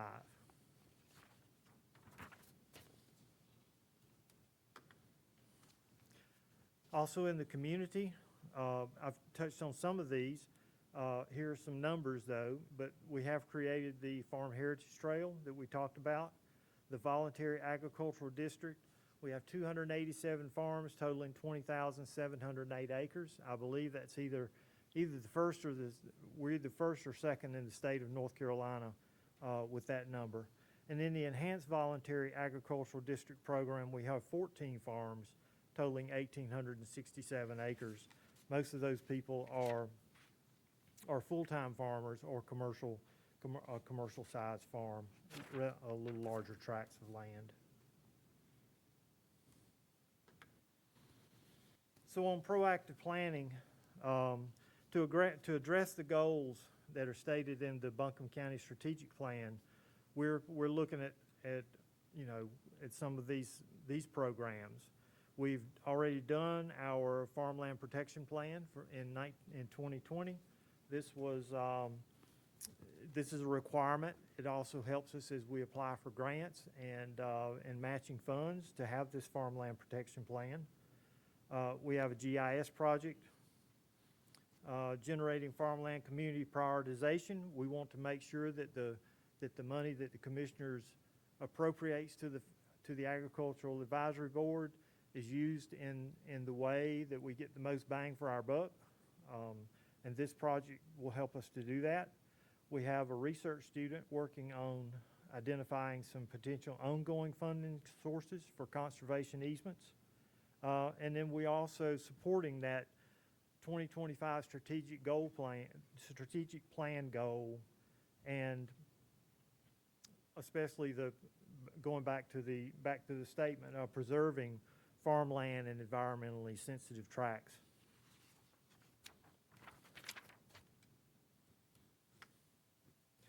I'm sure the commissioners have heard this in the past, but more people and more money, we can get a lot more done.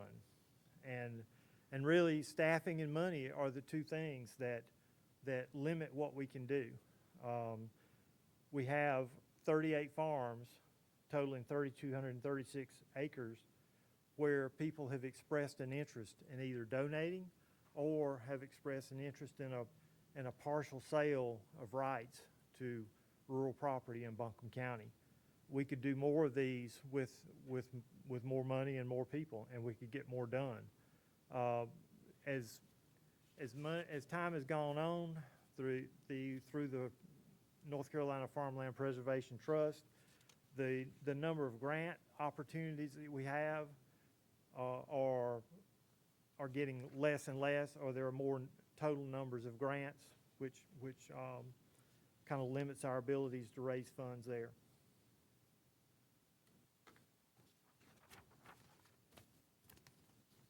And so the strategic opportunity that the commissioners have for us as the Agricultural Advisory Board is looking at making a larger appropriation each year, so that we can look at initiating more projects. We can look at getting more property conserved. And right now, the commissioners appropriate $240,000 per year to the Ag, and half of that goes to the Ag Advisory Board, and then half goes to the Land Conservation Advisory Board. And we would really appreciate, seeing those numbers go up, so that we could look at preserving more land and trying to enhance the characteristics that rural property brings to Buncombe County. So that concludes my prepared presentation. If we have time, we could ask some questions. I will say that we have our County Farmland Preservation Coordinator, Ariel Zeit, and then our county, Jennifer, I don't know your title. Yeah, Agricultural Resources Director, Jennifer Harrison, with us. So, Great. David, thank you so much for the presentation. I know we're going to hear next in just a moment from Greg Hutchins from the Land Conservation Advisory Board, but are there any questions for David while we've got him with us? Well, I just want to say thank you to David and say how much I've learned from David over the years, and he brings such a wealth of experience to this board, and we're very fortunate to have him in this leadership position. thank you very much. All right, Greg Hutchins, come on up, and we'd love to hear from your a report from the Land Conservation Advisory Board. Thanks for being here. Thanks for your service on the board. Great. Thank you, Chair Newman and commissioners. Thanks for having us here. As brother-sister kind of organizations, I'm checking the remote to make sure David didn't sabotage something. As siblings sometimes do. He's got a great sense of humor. I just didn't want it to be at my expense tonight. I wanted to bring you greetings from your appointed Land Conservation Advisory Board. You can see the members here that you have appointed to serve Buncombe County and bring you recommendations on land conservation that kind of fits inside our parameters. And I won't list these people, but you see some of the knowledge and professional skills that are on this board that are very, very helpful for us to actually do our job and function well. The purpose of the board, I think, is really, really important. When the Land Conservation Advisory Board was formed in 2004, its purpose was to promote the use of voluntary land conservation easements to preserve the beauty and ecology of Buncombe County and for the economic good of the region. And as we all know, I was born here. I've always lived here. I have been very, very fortunate to live in this beautiful environment that we call Asheville and Buncombe County. And one of the things that's really important, as you all know, as commissioners, is balancing, some of the environmental sensitivities and ecological impacts with business and jobs and things that allow people to live here and thrive. So part of our job was to focus on some kind of high quality focus areas for land conservation, which is a little different than our brethren at the Ag Advisory Board. So you'll see those here on the next page, and these are kind of our critical areas or focus areas that we want to look at when we have good opportunities for conservation. And that's scenic view sheds, natural areas, water quality, farmland preservation is in here, working forest protection, recreation and public access, as well as historical or culturally significant properties. Part of the reason there's a little overlap between farmland as a priority for us and a priority for the Ag Advisory Board is a lot of farms are high acreage, high elevation, and just in stunningly beautiful spots throughout our county.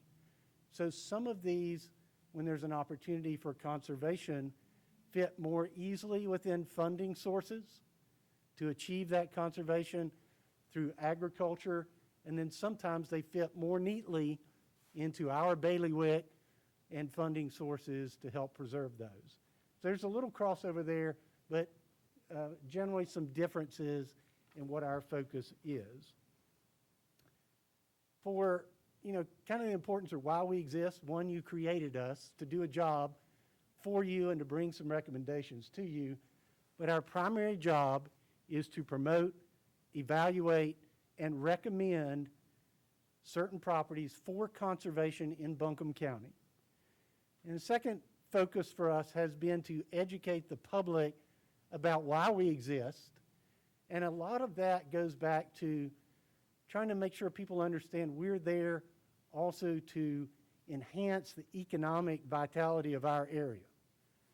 Tourism, I think roughly 12 million people a year come to Buncombe County as tourists. They spend over $2 billion annually in our economy, and that's a lot of local businesses and local residents who benefit from that. And part of the reason they come is, again, we are in one of the most beautiful places that you can ever be, right? So preserving some of the viewshed of what is Asheville and Buncombe County is an important economic factor as well. So one, it brings visitors. Two, it brings business. If you look at a New Belgium, you look at some other companies that have located here for our geographic region and quality of life for their employees, preserving what we have is an important thing. And the other part of it is with the farmland preservation piece of it, conserving farmland preserves not only kind of a cultural heritage for our region, but it also is kind of the local supply chain for food, locally derived, consumed, and put back into our county here in terms of jobs, both on and off the farm, from the people who grow it to those that cook it and serve it and clean and do the hospitality industry that is really important in our county. The last part I think here is we are helping to do these things because we are focusing on a strategic goal that you all have set in your I think it's the 2025 plan, is to look at preserving farmland and environmentally sensitive tracts. A couple of successes here, just to let you know. Since 2004, we've done 64 projects just through our board. It's not counting what the great work the Ag Advisory Board has done, just our board, 64 projects, about $6 million total in county funds over those 16 or 17 years. And really what we've been trying to do is use the county's money as a way to leverage additional funding sources. So out of the money that the county has spent, there's at least a 6 to 7 to 10x multiple on other funding sources that are matching or exceeding the funds the county is putting into it. And I'm not saying that to say that we're doing too little. I want you to understand that that's a really important thing when you go try to raise other money, that your local government is supportive, and traditionally you all have been supporting transaction costs to help these easements get in place. And the return on that, to me, if you spend $1 and you get $10 from somebody else, that's a pretty good return, right? In any banking parlance, that's pretty good, right, Mr. Whiteside? All right. A couple of other things, you know, the funding here has helped conserve over 75,000 acres in our county. A couple of recent things, there's a 90-acre Ellis tract on Boyd Cove Road. One of the culturally significant things is the Wilma Dykeman property in Beaver Dam. We were able to assist with that. Young Pisgah is out in the Hominy area in Inca Candler. There's a 110-acre easement there. And a lot of people are familiar with the Hickory Nut Gap Farm easements that have been done. They've been a bit of a leader in some of the farming community, along with people in Sandy Mush and Lester and other parts of the county. A couple of things we're working on right now. One is every tract of land and every situation is a little bit different. So there's some subjectivity in terms of our assessment of these properties. And one of the things we're trying to work on is to try to standardize our scoring and review procedures so that we can be consistent, property to property, applicant to applicant. The other thing is we're working on a set of bylaws for our group, and then trying to further our efforts to coordinate with the Ag Advisory Board where we can be helpful or they can be helpful to us to do that. And again, as I mentioned, our work is, we think, supporting one of the key 2025 strategic plan goals that you all had in your plan. The last two slides for both me and for David Lee are the same, and that's on purpose. We're very glad to have Jillian and Haley who work with us from the planning side, working with us as an advisory board, but we really have pretty limited staffing.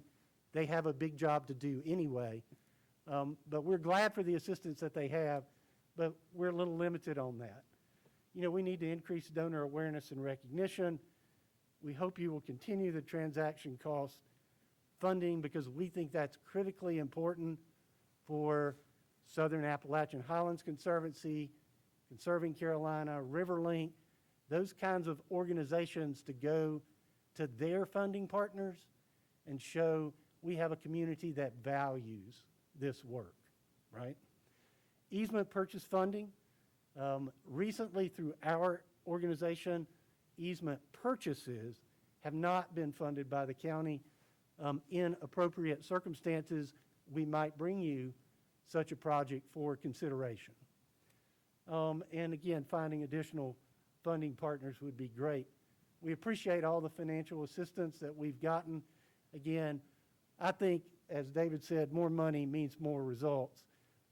We appreciate all of you, and we just want to make sure that we recognize and thank a number of your Buncombe County residents who voluntarily impose restrictions on their property to improve the beauty of our place for all of us, oftentimes at significant dollar cost to their families and the generations that follow them. I do think, we do have the people to match our mountains. So thank you for your help. Greg, thank you so much. Great presentation. Commissioners, any questions or comments for Mr. Hutchins?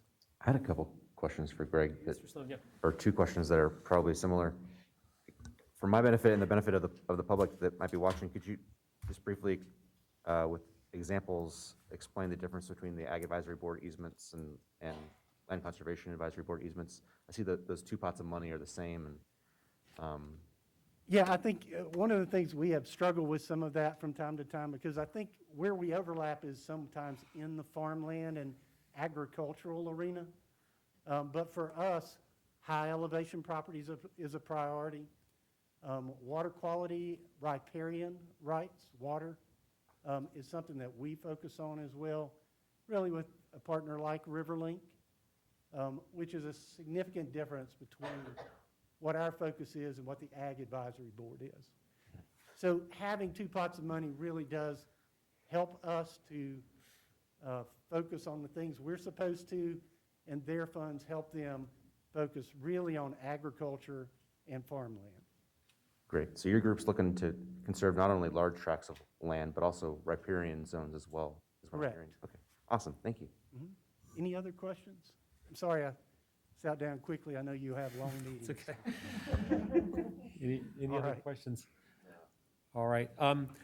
Well, Greg and David, thank you both for what you're doing. You know, as you all know, the issues around protecting some of the best of what we have in Buncombe County in terms of ag lands and natural areas is one of the most important things to, I think, people in this community. We hear that every time we go out and ask the community what they want to see us try to expand our work on. This is one of the areas we hear loud and clear. So we're working hard to identify some ways to get some more resources into these important, these are proven models. So I think we're hearing the strong case that some additional resources will help us really expand what is already a very proven, effective model. So thank you so much.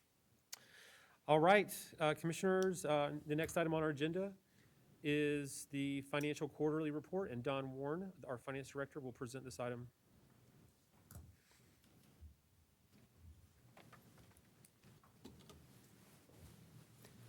Good evening, Chair and Commissioners. How you all doing tonight? Good. Excellent. I'm here to give you the third quarter financial report. So we're going to cover the general fund, solid waste fund, revenues and expenditures for both. So general fund, we are at 84% of budget right now. So budget is $347 million. Year-to-date actual is $292 million. Primary drivers for that is property tax, as you know, is due in January. So we have collected 98.61% of our property tax has been collected. And I'm told by Jennifer Pike, our tax collector, that we are above where we were last year at this time. So that is good news. Other drivers, the local option sales tax is coming in better than what we anticipated.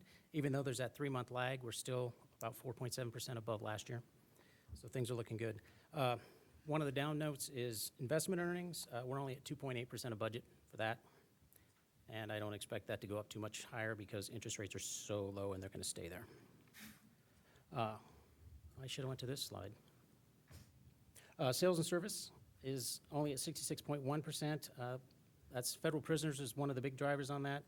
Ambulance fees is on there, but there's a delay in collection on those as well. And then collection fees are a result of collecting the property tax and that sort of stuff. On the expenditure side, we're at 66.7% of budget. So we're at 231,000 or 231 million right now. Expenditures are not a concern at this moment. Everything is coming in as we kind of expect. Office expenses obviously are down as a result of COVID. There's not as many people in the office, so we're not spending as much. Travel and training is down for the same reasons. Information technology is down compared to where we'd have expected it to be. And some of that is just the timing on IT licenses and that sort of stuff. Debt service, we're only at 18.4% of budget, but the bulk of that will be coming in May and June when we pay all those principal payments. So we expect that to hit 100% as usual. And then utilities are down, which we would expect because of some closures, detention center, utilities are down as well. That's what I like. Solid waste fund, revenues were at 80% of the budget. And that is primarily driven by, are you laughing at me? I was glad to hear the utilities are down. That's Okay. That's the one I Just wanna watched make sure. closely. Yeah. Yes, utilities, we're doing good. Primary driver for solid waste revenues, obviously, is the tipping fees at the landfill and the transfer station. And the transfer station is just going gangbusters. It's just amazing. We are at 121.8% of what we anticipated for the transfer station. And at the landfill itself, we're only at 36.2%, but we are still just crushing it. On the expenditure side, we're only at 61.8% of budget. And basically, it's just a matter of they're just not having a lot of expenditures. They haven't had a lot of maintenance costs and that sort of thing, so that's been helpful. I'll be happy to answer any questions you may have.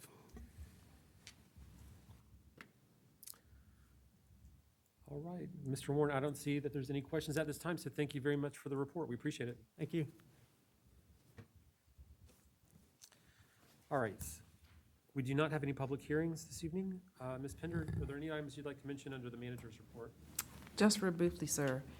Last year, we received suggestions and requests from some employees to consider adding a county holiday to celebrate Juneteenth.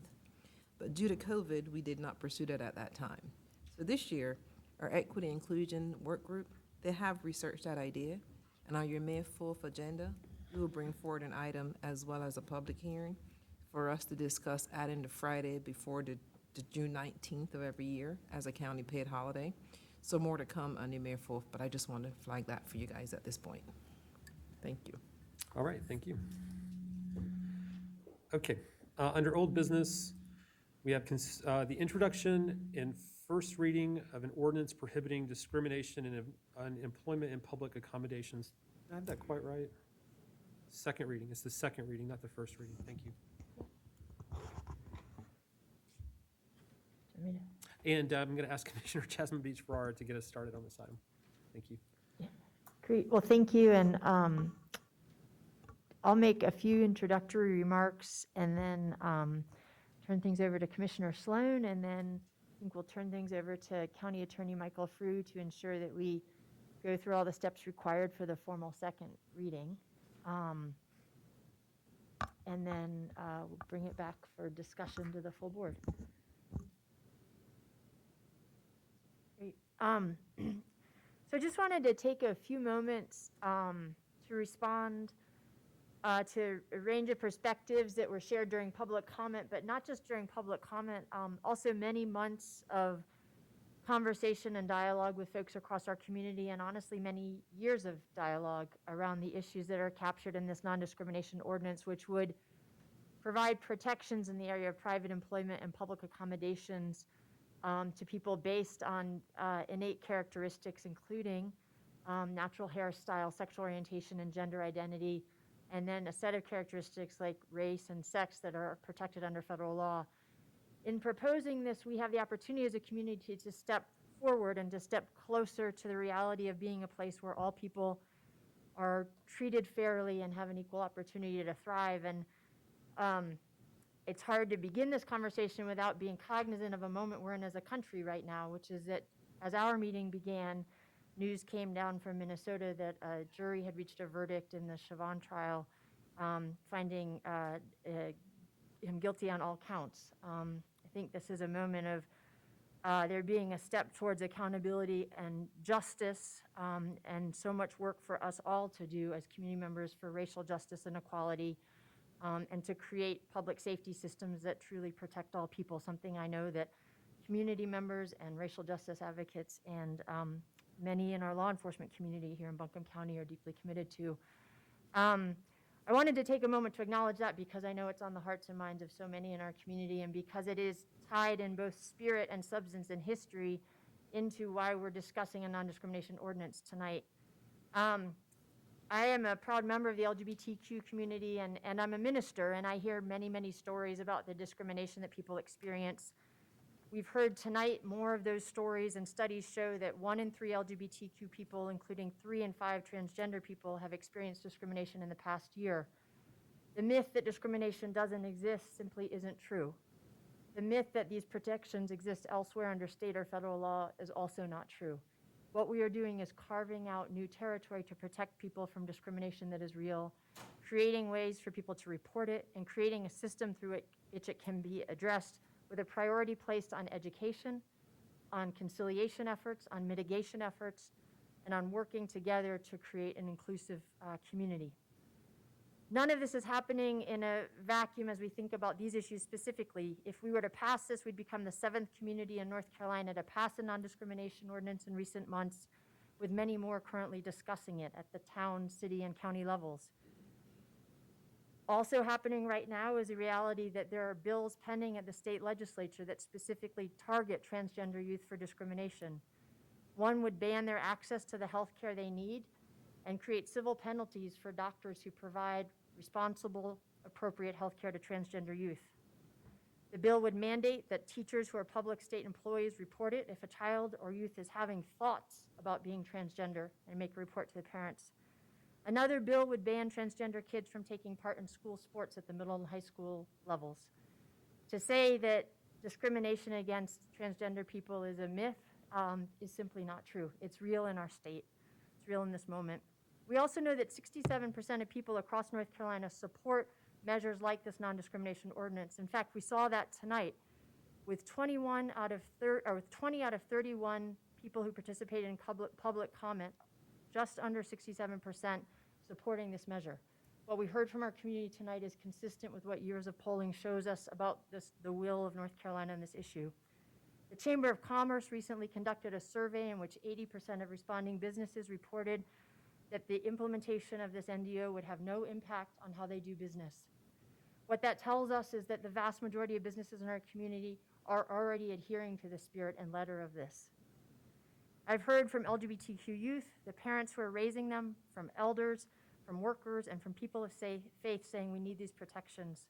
Policies like this set standards in our community, they reflect values, and they also have a teaching effect. One of the groups that will be impacted by that teaching effect is LGBTQ youth. We heard the voices of several 12-year-olds through public comments tonight.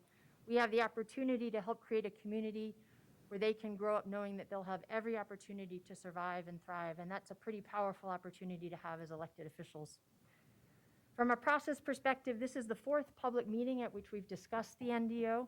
This is our 2nd formal reading of the ordinance, and we'll be voting on it tonight. In addition to this, Commissioners Sloan and Edwards and I held a community conversation last week in which approximately 40 people from across our community had a very civil discussion about this issue. And we've been in months of dialogue with the business community and as well as people who serve agencies that serve the homeless community. From a process perspective, if the NDO passes tonight, it would be scheduled to go into effect July 1st. There are 2 reasons for this. One is it creates a period of time for our community to prepare for implementation, including the provision of trainings and resources for organizations and agencies and businesses to understand what compliance means and how they can assure they're meeting that threshold level and even exceed it if they want to. It also creates the time necessary for county staff to develop the specific systems related to reporting and enforcement and share that information with the community so that there's transparency around how the system will work. This is a new system that's being built at the county level, and there needs to be some time and resources for that. The good news is that we have many models to draw from. Hundreds of communities across the South and the country and now North Carolina have NDOs on the books, and these ordinances work. Organizations and businesses and agencies serving the homeless community are easily able to comply. We've talked to numerous local homeless shelters and service providers that fully support the NDO and are already in compliance with it. I spoke with the director of the largest homeless shelter in Chapel Hill, which recently passed a non-discrimination ordinance. She expressed full support for it and said that did not impact their ability to safely serve people in any way. If an organization in our community is wondering if they comply or feeling like it will be difficult for them to comply, we urge them to connect to the resources and trainings that will be available to figure out specific strategies around how to reach that threshold. The goal here is education and providing resources. It's not that this is a primarily punitive ordinance. Finally, and on a much more personal note, I would be remiss if I didn't talk about what it means to be both an LGBTQ person and a Christian minister having these conversations. It's a little emotional for me, but I think that's okay. I know that Scripture teaches us to treat everyone as a child of God. And I know that LGBTQ people, like all people, are beautifully made by God. I also know that other Christians disagree. They condemn me and people like me. And so we find ourselves in a situation where we worship the same God and we read the same scripture, and yet we disagree with each other. Any LGBTQ person who calls North Carolina home, as I proudly do, is familiar with these tensions. They've been a part of our lives from the very start. Let me say clearly, especially to those people who called in and who I've been in touch with who oppose this ordinance, that I extend love to you. And I do this because my faith teaches me to do so.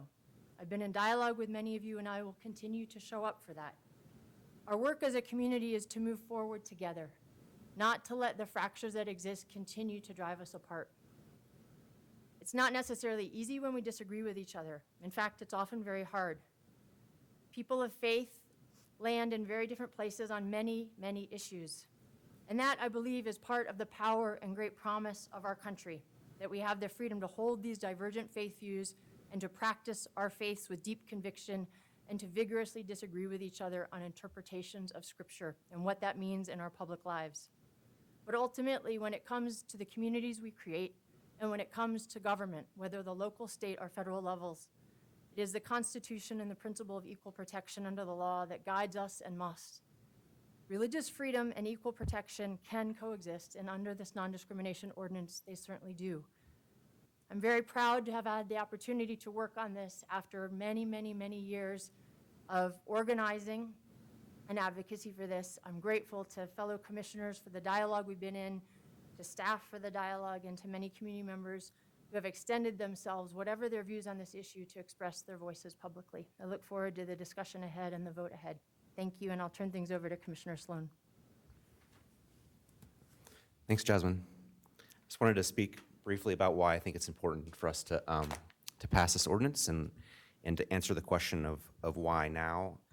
At an earlier meeting, I quoted the recent study from Center for American Progress, and I believe Commissioner Beach-Ferrara just did as well, stating that more than 1 in 3 LGBTQ Americans face discrimination of some kind in the past year.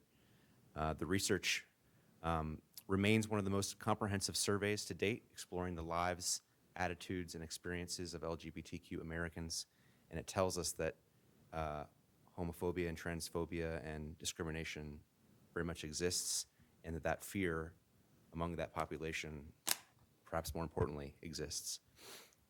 And I want to quote it further. The study finds that many LGBTQ people continue to face discrimination in their personal lives, in their workplace, in the public sphere, and in their access to critical health care.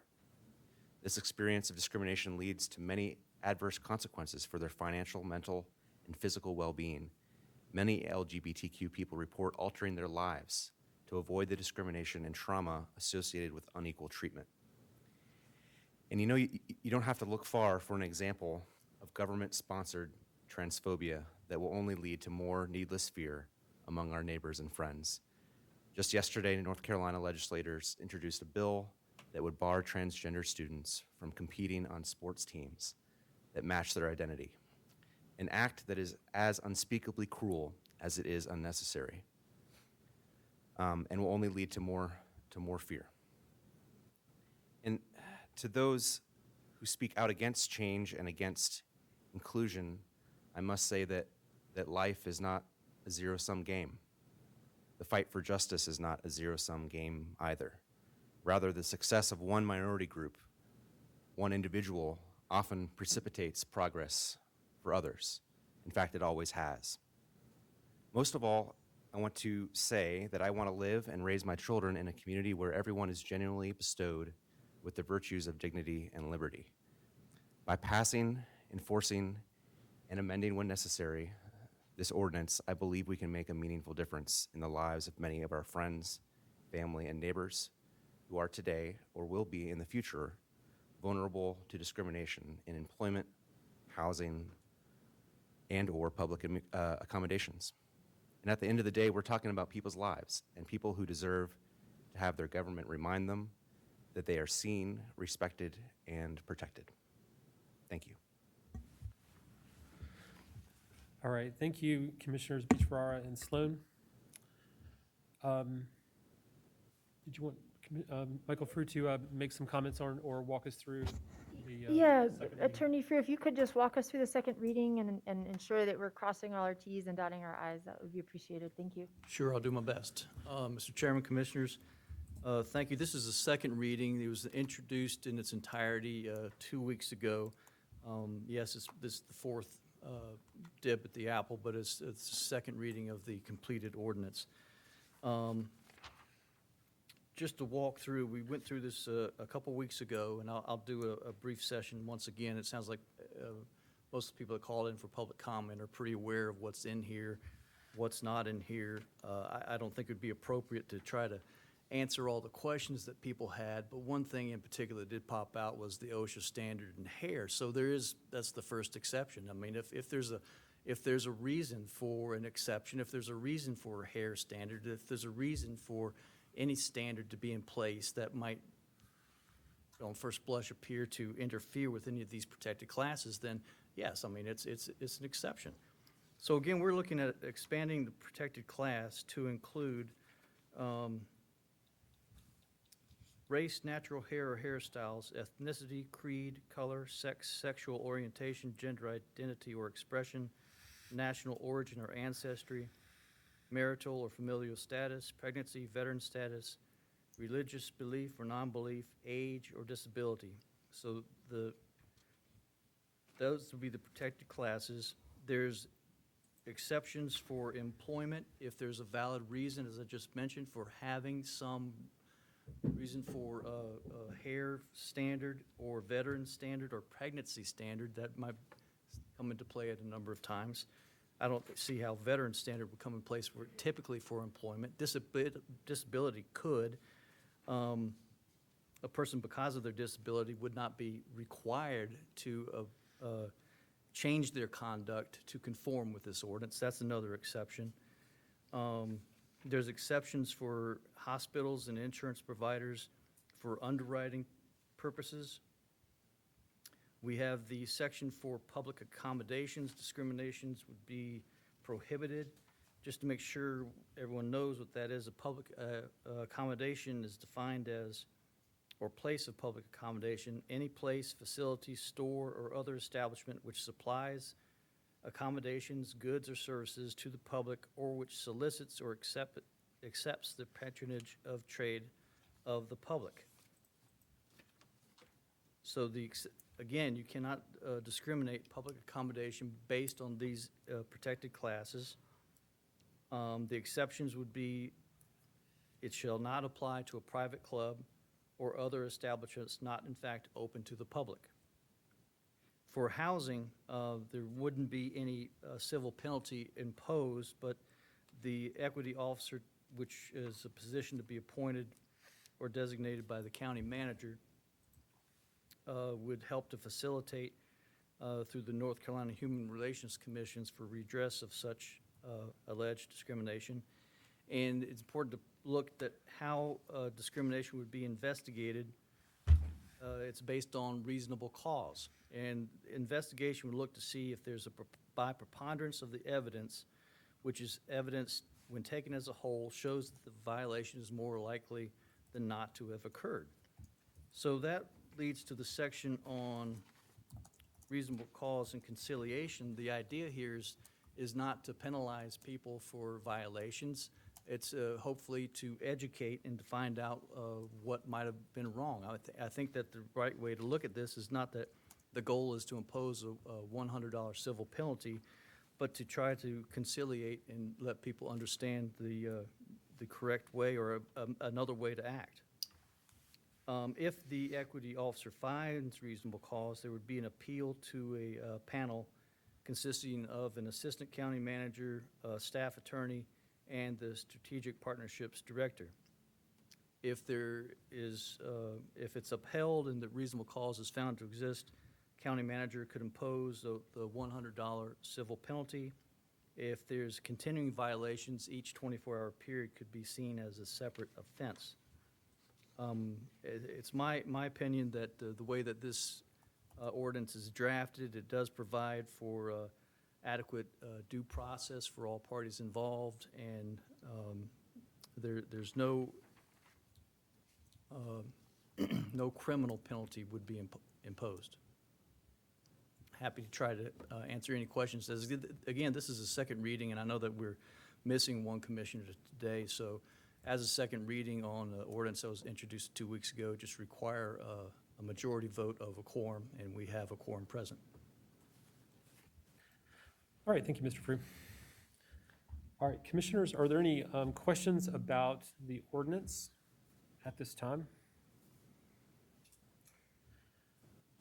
Is there a motion about the ordinance?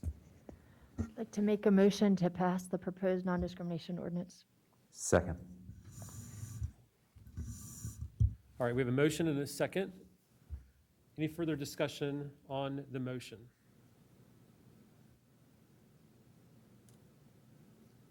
I'd just like to make a brief comment. I'd like to, again, just thank all the members of the public who took the time to call into the County Commission meeting this evening to express their perspectives on this. I think regardless of where one falls on this issue, it's important that we listen to each other, no matter how much we might really disagree with the perspective. I think there's, I really support this ordinance. I think it will make a difference in people's lives, and I think it'll make a difference for the future of our community.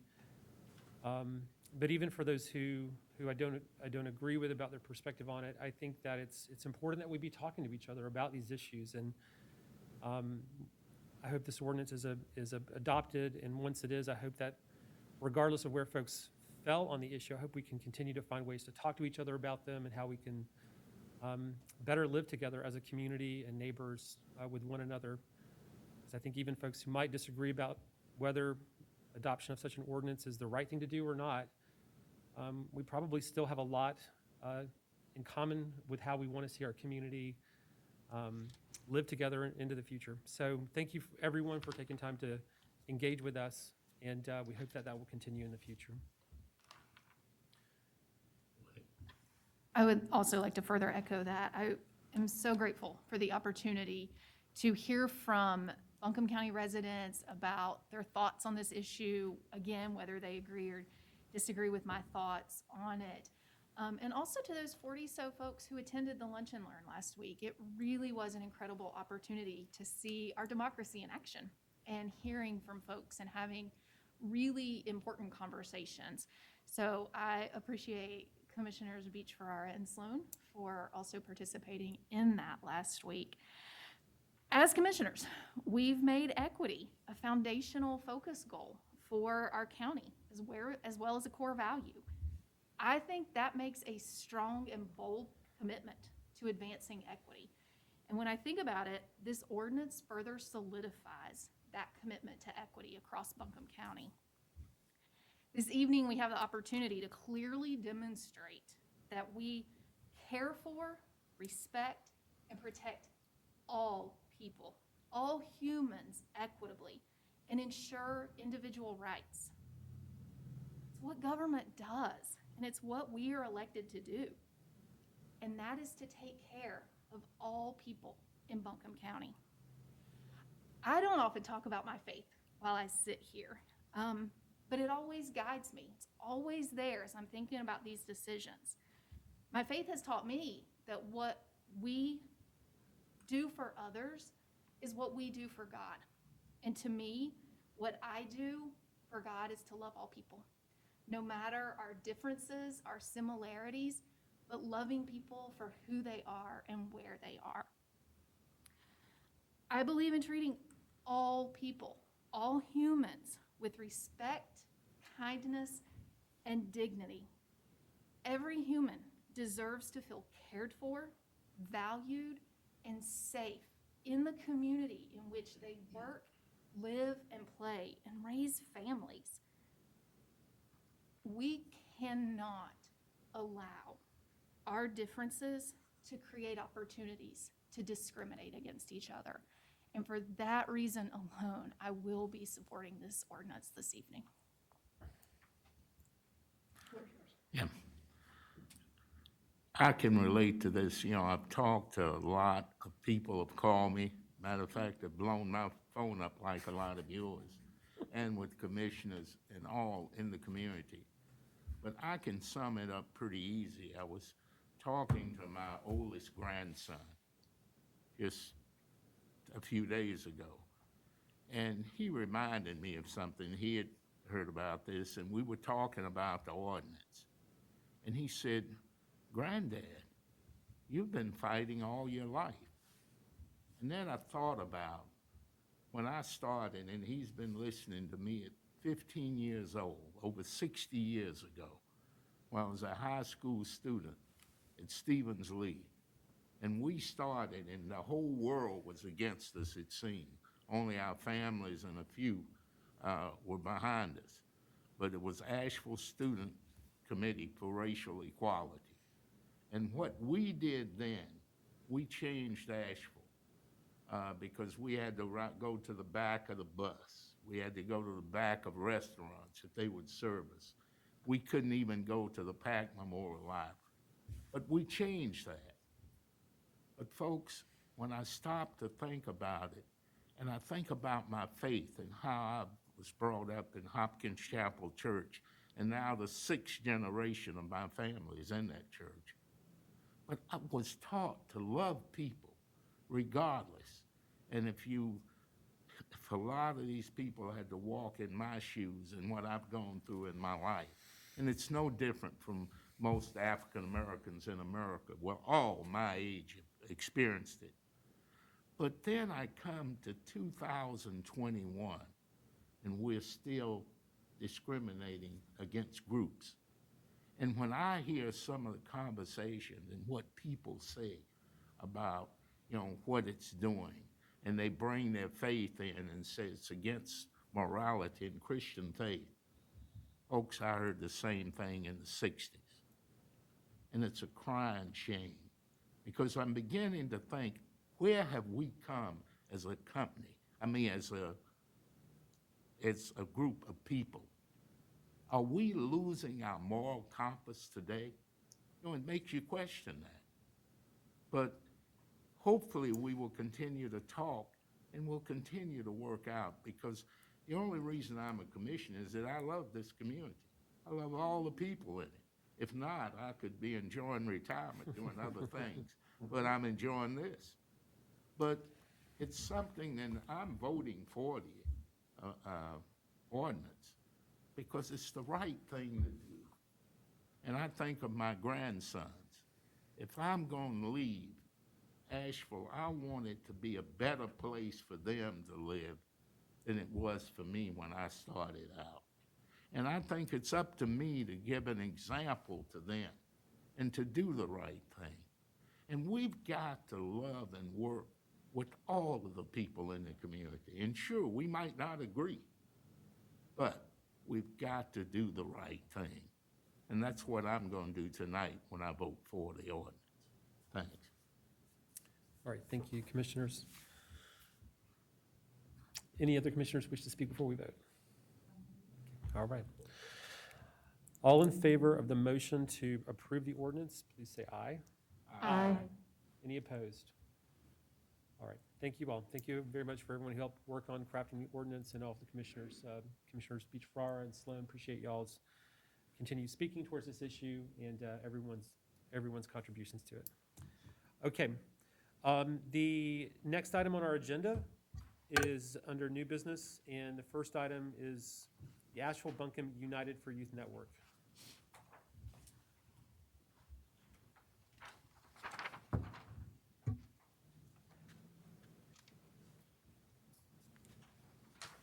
Good evening again, Commissioners. Good evening. My name is Rachel Nygaard, and I'm here this evening to co-present with representatives from United Way of Asheville and Buncombe County. I'm joined by Laura Elliott, who is Senior Director of Community Schools and Network Development, and by Joseph Jameson, who's Equity and Network Development Specialist.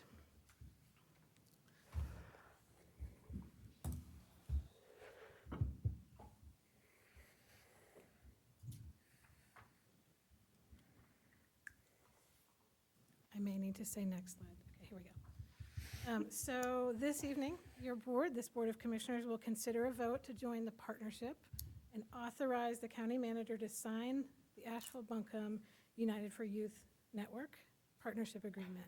The draft partnership agreement is in your packet. This plan is grounded in Buncombe County's strategic plan, which includes education as one of the 4 community focus areas. And as was mentioned previously, equity is also central to the strategic plan, built in as a organizational value as well as a foundational focus area. And this conversation is really very much at the nexus of both topics of education and equity. Opportunity gap is about the systemic conditions in our community where children and youth are raised. An achievement gap is about the differences that show up in testing when we measure student performance. Achievement gaps can be seen in our local data by race, by ethnicity, and by economic advantage.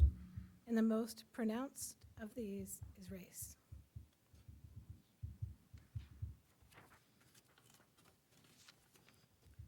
Here's a look at some grade level proficiency data in Asheville City Schools and Buncombe County Schools where we compare performance by race. As of the most recent data on this chart, which is 2018, we see a 33 percentage point difference between white and black students at grade level proficiency in Buncombe County Schools. And for Asheville City Schools, that gap is 62%, which is among the worst in the nation. The achievement gap conversation is complicated. We know that it's more than only a conversation about race and that other socioeconomic factors come into play.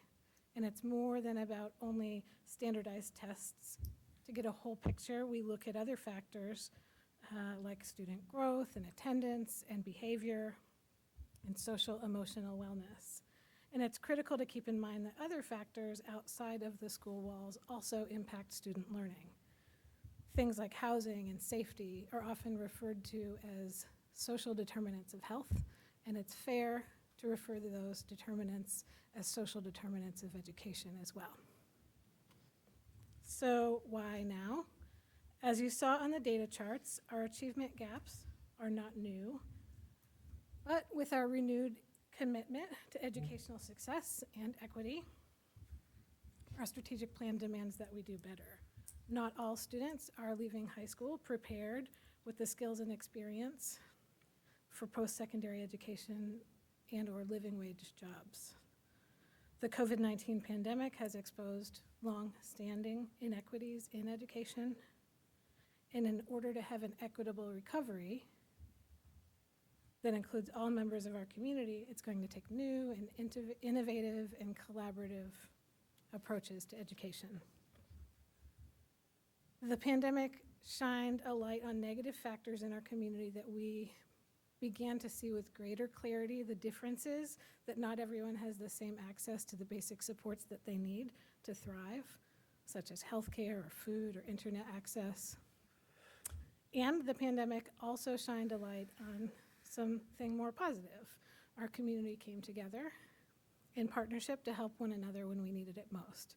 So it's in this spirit of collaboration, One Buncombe, that we hope to build on with the United for Youth Network. The education gap is bigger than any one sector or any one organization can address alone. So we come together through collective action to organize around a common objective, which is how can we achieve an educated and capable community where all students succeed. United Way serves as a backbone organization for this collaboration. So I now pass to Joseph. You just press next when you're ready. Thank you, Rachel. So Rachel talked a little bit about the why, so I'm going to talk a little bit about the what is the United for Youth Network.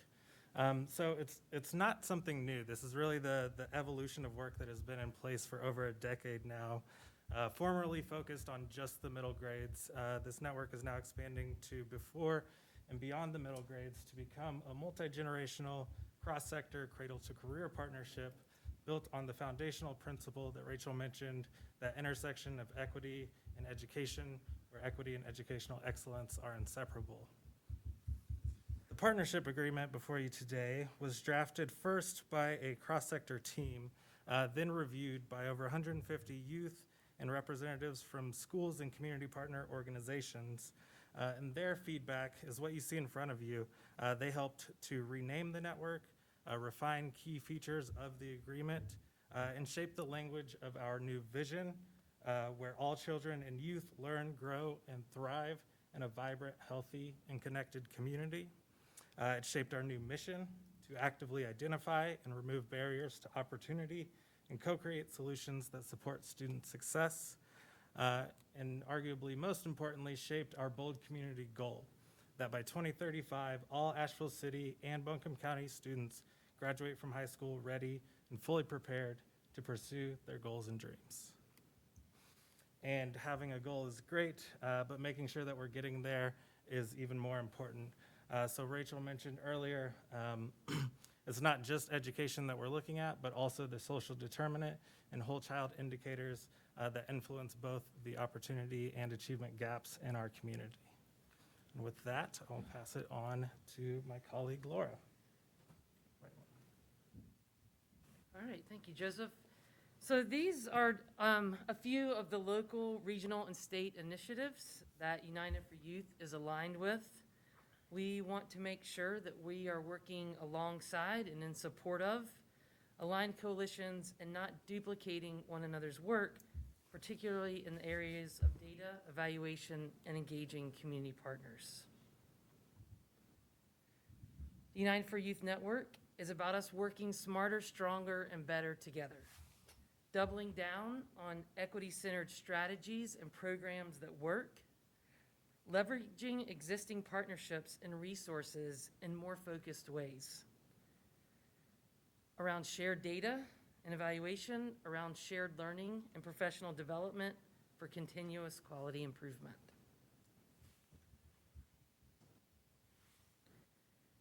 As Joseph mentioned, the network has been growing and evolving since 2013. There are over 50 cross-sector partners currently involved in the work, from local businesses to faith-based organizations, youth services organizations, higher education partners, and more. The cross-sector nature of the partnership is one thing that will really help us move the needle on the bold community goal. So where we are today is about getting the word out about that new name for the network, the partnership agreement, and that bold community goal, that shared stake in the ground before us. And with that, I'll turn it back to Rachel.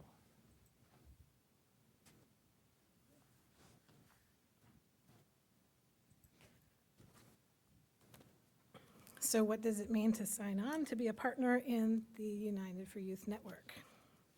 All partners commit to some common agreements, to authentically listen to the voice of the community and include community leadership in decision-making, to base our decisions on what the evidence demonstrates is effective and high quality, to share learning and professional development across organizations and community, to use a shared data and evaluation framework, and adopt common language and hold one another accountable, and to adopt a network-wide public policy agenda that members can sign on to as appropriate, and to implement an early warning and response system, which is an example of an evidence-based practice. We've included some other evidence-based practices that partners will continue implementing so that you've got some tangible ideas about what kinds of commitments organizations are making as they come to the partnership. And you'll see these across integrated student supports, community engagement, learning opportunities for students, and collaborative cross-sector leadership. Each partner in the network also pledges specific commitments that their organization will take on as part of joining. For Buncombe County, we agree to participate in the cross-sector leadership team. I serve on this team, as does Commissioner Beach Ferrara and Sheriff Miller. We agree to participate in the School and Community Partners Network and school-based resource teams. We have service-level workforce representatives from departments like Health and Human Services, social workers, or sheriff's deputies that participate in those. We agree to participate in results-based accountability work, and we have members of our performance management team that participate here. And we commit to aligning our education initiatives with the network goals. That is, turning to the same kinds of strategies and evidence-based practices. Finally, 2 ways that we impact educational success as a local government, as a county, are the last 2 items on the list. Through our service departments, by delivering programs and services through health and human services, justice services, emergency management, libraries, parks, etc., and as a funder of education. It was a question before, and I want to address it directly. This is not a budget request, and there are no costs that are directly associated with joining the partnership. However, education is a county focus area from early learning to K-12, education support, and community college. The education function represents about 27% of our annual general fund budget. Because of the shared data and evaluation framework, we'll have better insight into the investments that are most effective. Based on these outcomes, we may see programs that could be changed or invested in differently. So now we're back to the request for board action. The action up for consideration is to vote to join the partnership and authorize the county manager to sign the agreement. All right, thank you. Commissioners, are there any questions, discussion, or motion? I do have a question. I'm looking through here at the partner commitments, and it's youth, parent, family, and community leadership. And I do see that the school systems are listed as partners, but I'm wondering, because you are working toward the achievement gap, how are you specifically working with the schools through the youth network? Sure, I will let United Way field that. Sure. So both school districts are, foundational sort of co-architect partners of United for Youth. Currently, and specifically with some of the regarding youth and family voice and leadership at what we refer to as community schools, which we have there 6 or 7 now across our county, cross-sector resource teams that meet monthly, that have youth voice, parent voice, and we're talking about youth, parent, family voice on those design, decision-making evaluation teams.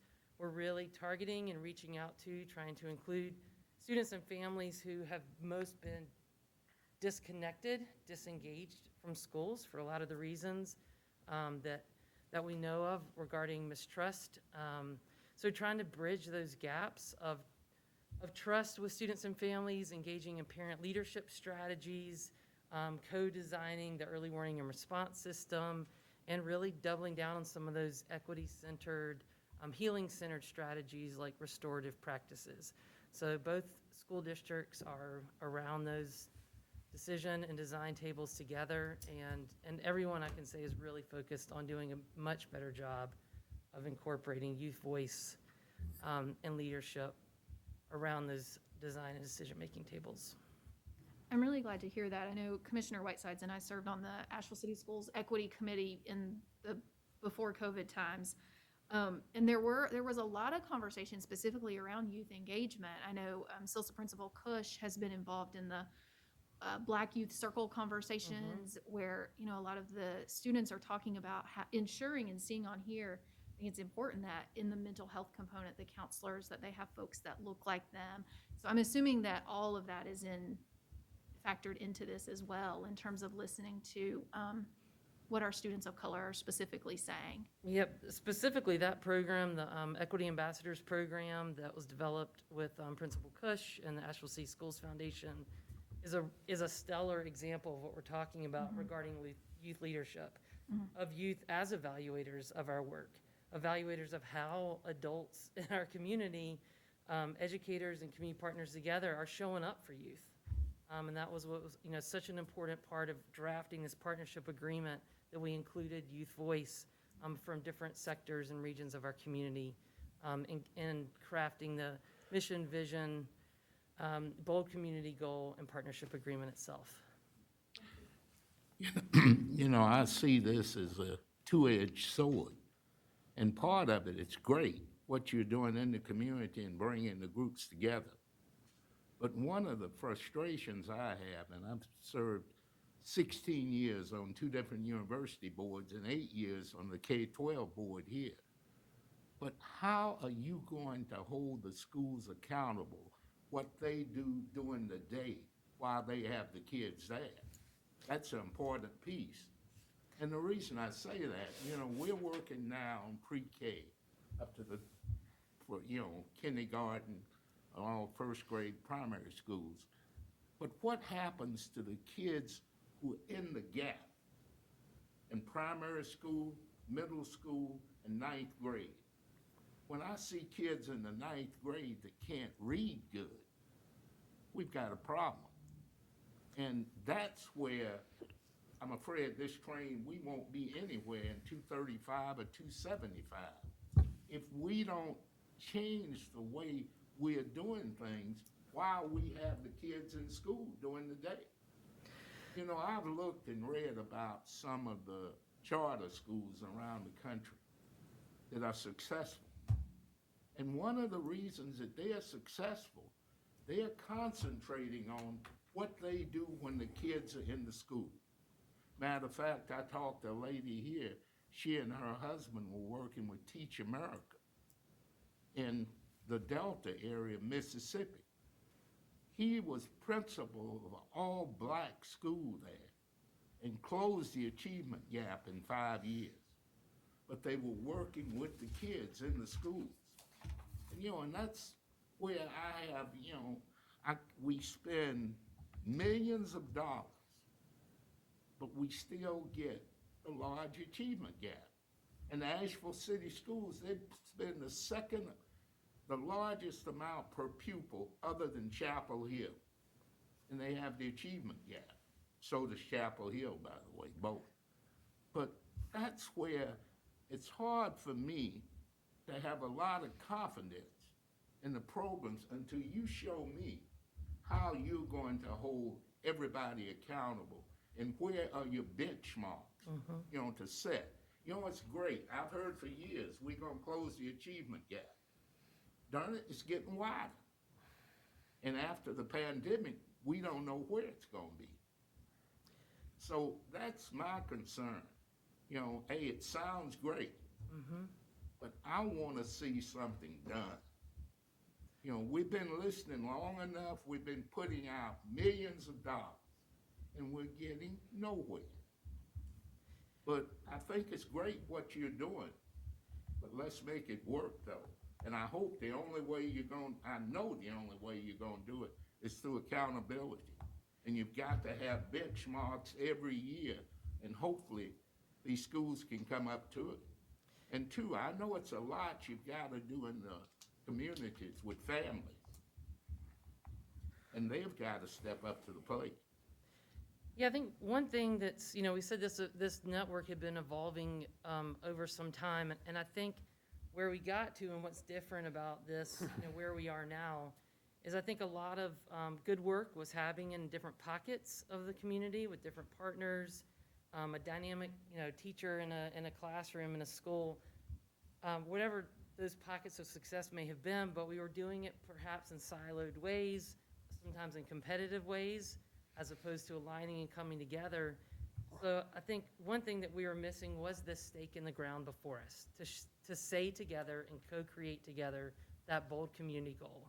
By when can we actually achieve, can we close these gaps and improve those student level outcomes around college and career readiness for all students? The other thing we were missing, we were working well together. We had shared professional learning opportunities. We had some data and evaluation. We had this early warning and response system. But we didn't have this formal partnership agreement with folks signing on saying, this is what we're going to bring to the table, and this is how we're going to work together and show up differently as a group of school and community partners. And then the last thing, which I believe touches on a lot of your points and questions, is a shared data and evaluation framework. So that framework is launching. It is built in with milestones from kindergarten readiness to grade level reading to 9th grade readiness, graduating college and career readiness, and some of those whole child social determinant indicators that Joseph and Rachel spoke of. So there is a very robust data and evaluation framework in place. And I love that terminology, results-based accountability, because it is about us holding one another accountable to the results we're promising to students and families in our community, and it's about us supporting each other along the way.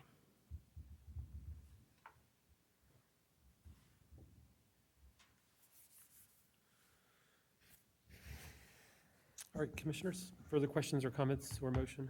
Just a brief comment to thank you all for the work that's gone into this. I have appreciated getting to participate in some of the cross-sector discussions, but there's a lot of heavy lifting that's gone into moving from that more siloed, disaggregated approach into something this comprehensive. And Commissioner Whitesides, I hear the urgency in your voice, and I've heard you say something similar pretty much every time that we talk about something related to the achievement and opportunity gap, and I think that urgency needs to be part of all of our conversations on this topic, and I know that's something that you all feel keenly. So I'm appreciative of you all bringing this forward. I'd like to make a motion that we vote to approve the agreement and the county's participation as outlined here. Second.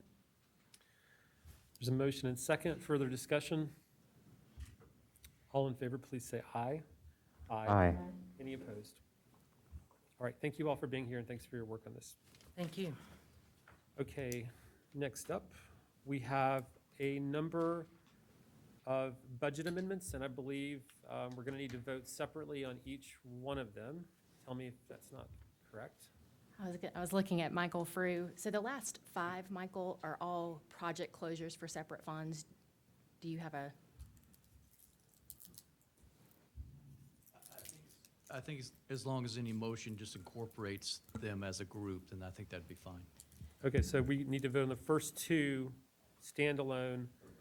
So, so Jennifer, are you going to present like do a short presentation on each one? Yes. We'll vote on it and go to the next one, and then maybe you do all 5 of the last together, and we'll have one motion to address those. That sounds perfect. Thank you. Great. So the first budget amendment before you this evening is for the general fund.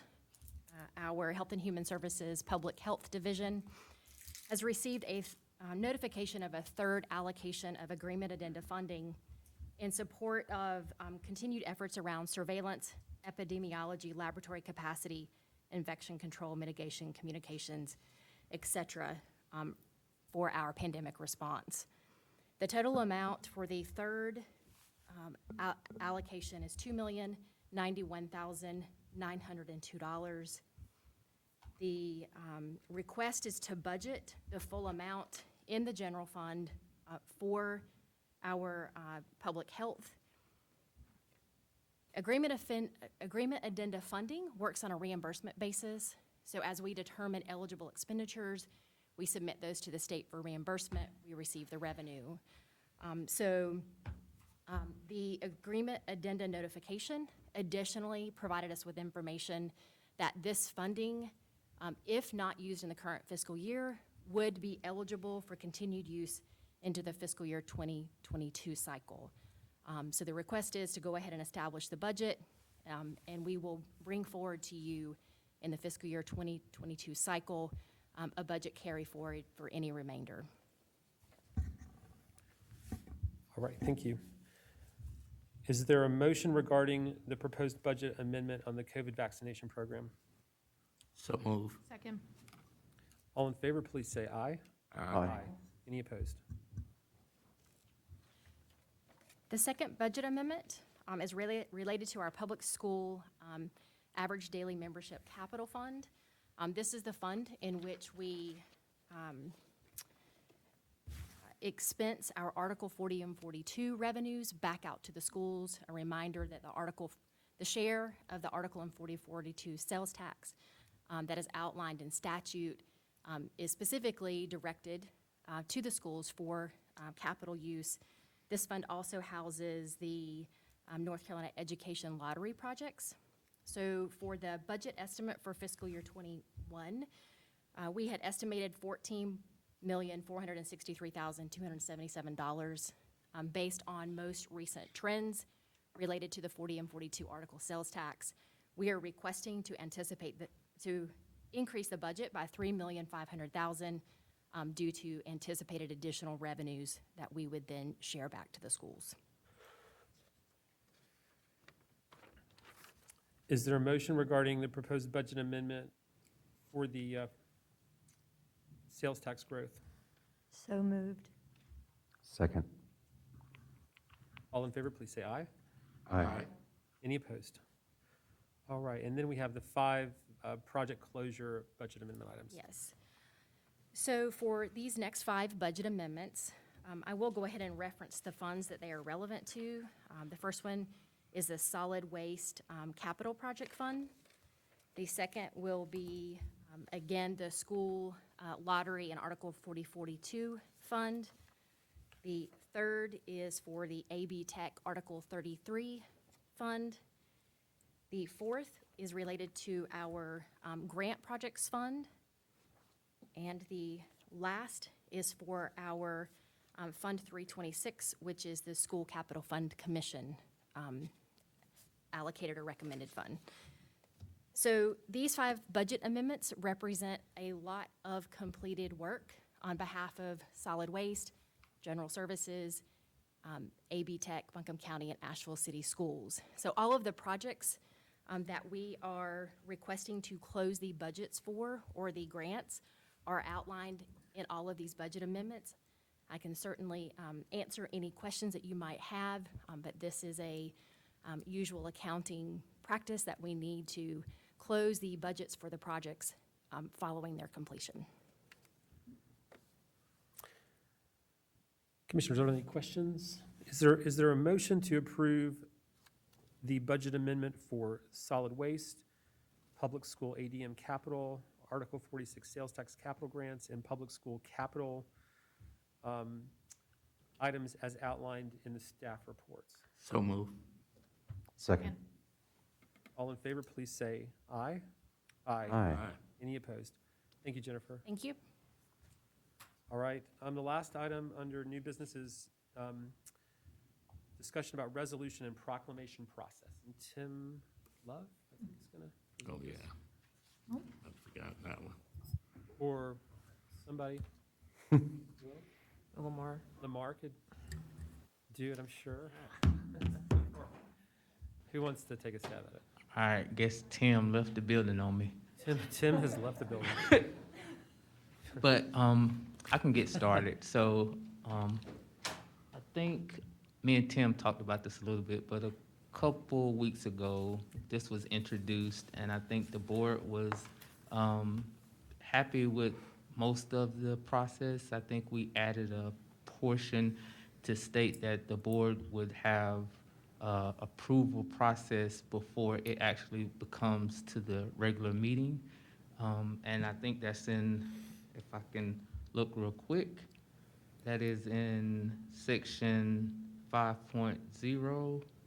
And it says that the commissioners may determine the proclamation be recognized on the, Board of Commissioners will review the compiled documents before future regular meetings, and any 3 members of the board may determine which to acknowledge during the meeting. So I think that was the only portion of that that was added. Tim may want to add any additional information. Would you like to, Tim? I have nothing to add to the process, but I would like to note that that was the quickest 5 budget amendments. We got right down to business on that. Hey, we were going, yeah.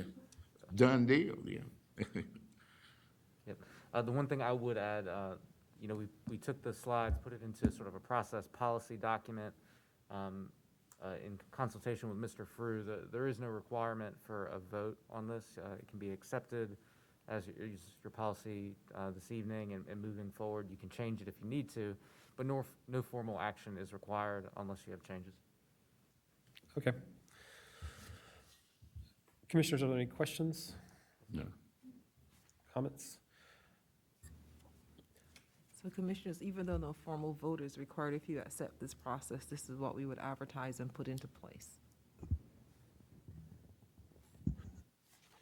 I have maybe just a couple of comments or questions on the section 5.0 that references the 3 members of the board. Says 3 members of the board may determine which to acknowledge. So just kind of for clarification around what that means, does that mean 3 members of the board may be, may need, their support may be necessary in order to place it on a board agenda? And then the full board would take up whether or not to actually do it. So is the 3 members is to have it, to confirm at least 3 members of the board want to have commission consideration of it. And then, of course, it would be the commission that would presumptively usually support these things. But if hypothetically they chose not to, that'd be the board's with deliberation like any other issue. Is that the right way to think about this?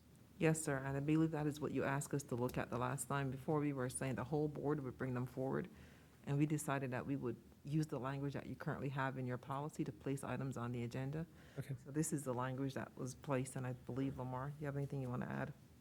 Okay, well, I might just suggest maybe just looking at that language to maybe clarify that a little bit, to say maybe instead of 3 members of the board may determine which to acknowledge, that maybe 3 members of the board may need to indicate their support to place for further board consideration or something like that, just to make it clear, like 3 board members can't by themselves make a decision about, hey, we support such and such proclamation. The only other question I have is under 2.0, under intended usage, I like this language, and I'm just, and is this, you know, when we talked about this a couple of weeks ago, I guess it was my sense, maybe I didn't read it closely enough, that, you know, resolutions or proclamations could potentially kind of cover a wide range of issues, some of which might be, you know, controversial or from time to time. The language here says the intended uses is to acknowledge commendable community or public service contributions, outstanding achievements as it relates to academics, athletics, community service, acts of leadership, and valor. So this sounds more focused on kind of recognizing good community contributions from people or organizations as opposed to sort of taking up debate around issues. So I just wanted to kind of say that out loud, because I guess it's a little different and narrower than what I was sort of anticipating a couple of weeks ago. Which personally, I think this is fine. There's still a way we could potentially take up other kinds of policy issues. But so anyway, I guess it's not a question, but just an observation. Is that a change from kind of what we were thinking a couple of weeks ago, or, okay, all right, well. This is the exact language from last Okay, time. fair enough. I may have just not focused on that when I read it before. Very good. Any other questions from commission or any other feedback? All right, well, thank you. Thanks for bringing this back. Appreciate it. Great. All right, commissioners, we now come to board appointments. Sure. And the first, we have 3 vacancies on the Buncombe County Planning Board. And I think if I can just start over on Commissioner Wells' side, and if each commissioner would just indicate which 3 candidates they would support, we'll do that. And whichever 3 candidates get the most indications of support will be the ones we'll be appointed. Okay, my 3 are John Noor, Anthony Coxey, and Michael Fisher. My 3 are John Noor, Anthony Coxey, and Michael Fisher. I have the same 3. Same for me as well. John Noor, Anthony Coxey, Michael Fisher. Same 3. All Same right. 3 for me as well. All right, we appreciate those folks being willing to serve, as well as the other folks who applied. All great candidates. So thank you all for stepping forward. On the Historic Resources Commission, we have 2 vacancies in this, correct? Okay. Right. Is there? I'll make a motion to approve Darren Waters and Sue Oliva. Second. Yeah. All in favor, please say aye. Aye. Any opposed? All right. Commissioners, I'd like to make just a couple of announcements on. Real I'm quick, sorry. Chairman. All right, I think sorry. Board of Adjustment. There's more. All right, sorry about that. Under Juvenile Crime Prevention Council, I'll make a motion that we appoint Michael Lamb. Yep. All in favor, please say aye. Yes. Aye. Any opposed? Under Mountain Area Workforce Development Board, there's a recommendation from the Asheville Chamber of Commerce that we appoint Krista Flores. So there is an issue with that Krista Flores is not a resident of Buncombe County. I think we've had a similar discussion about this same board with another applicant. Yeah. And we made a determination that we won't strictly apply our general standard for residency to this board. It is kind of more regional in nature. So with that in mind, I'll make a motion that we appoint Krista Flores. Second. All in favor, please say aye. Aye. Any opposed? All right, and then under the Buncombe County Board of Adjustments, I make a motion to appoint Martin Moore. Second. All in favor, please say aye. Aye. Any opposed? All right, now I think I've got them all. Thank you. Yeah, you got it, everybody. Okay. On April 22nd at 1:30 PM, the county commissioners will hold a budget work session at 200 College Street, room 326 in downtown Asheville. On May 4th at 3 PM, the county commissioners will hold their briefing meeting at 200 College Street, room 326 in downtown Asheville. On May 4th at 5 PM, the commissioners will hold a regular meeting at 200 College Street, room 326 in downtown Asheville. That concludes all of our business items under the agenda. Is there a motion to adjourn? Is there a second? Second, okay, all right. I think you got the second. All in favor, please say aye. Aye. Any opposed? All right, we're adjourned.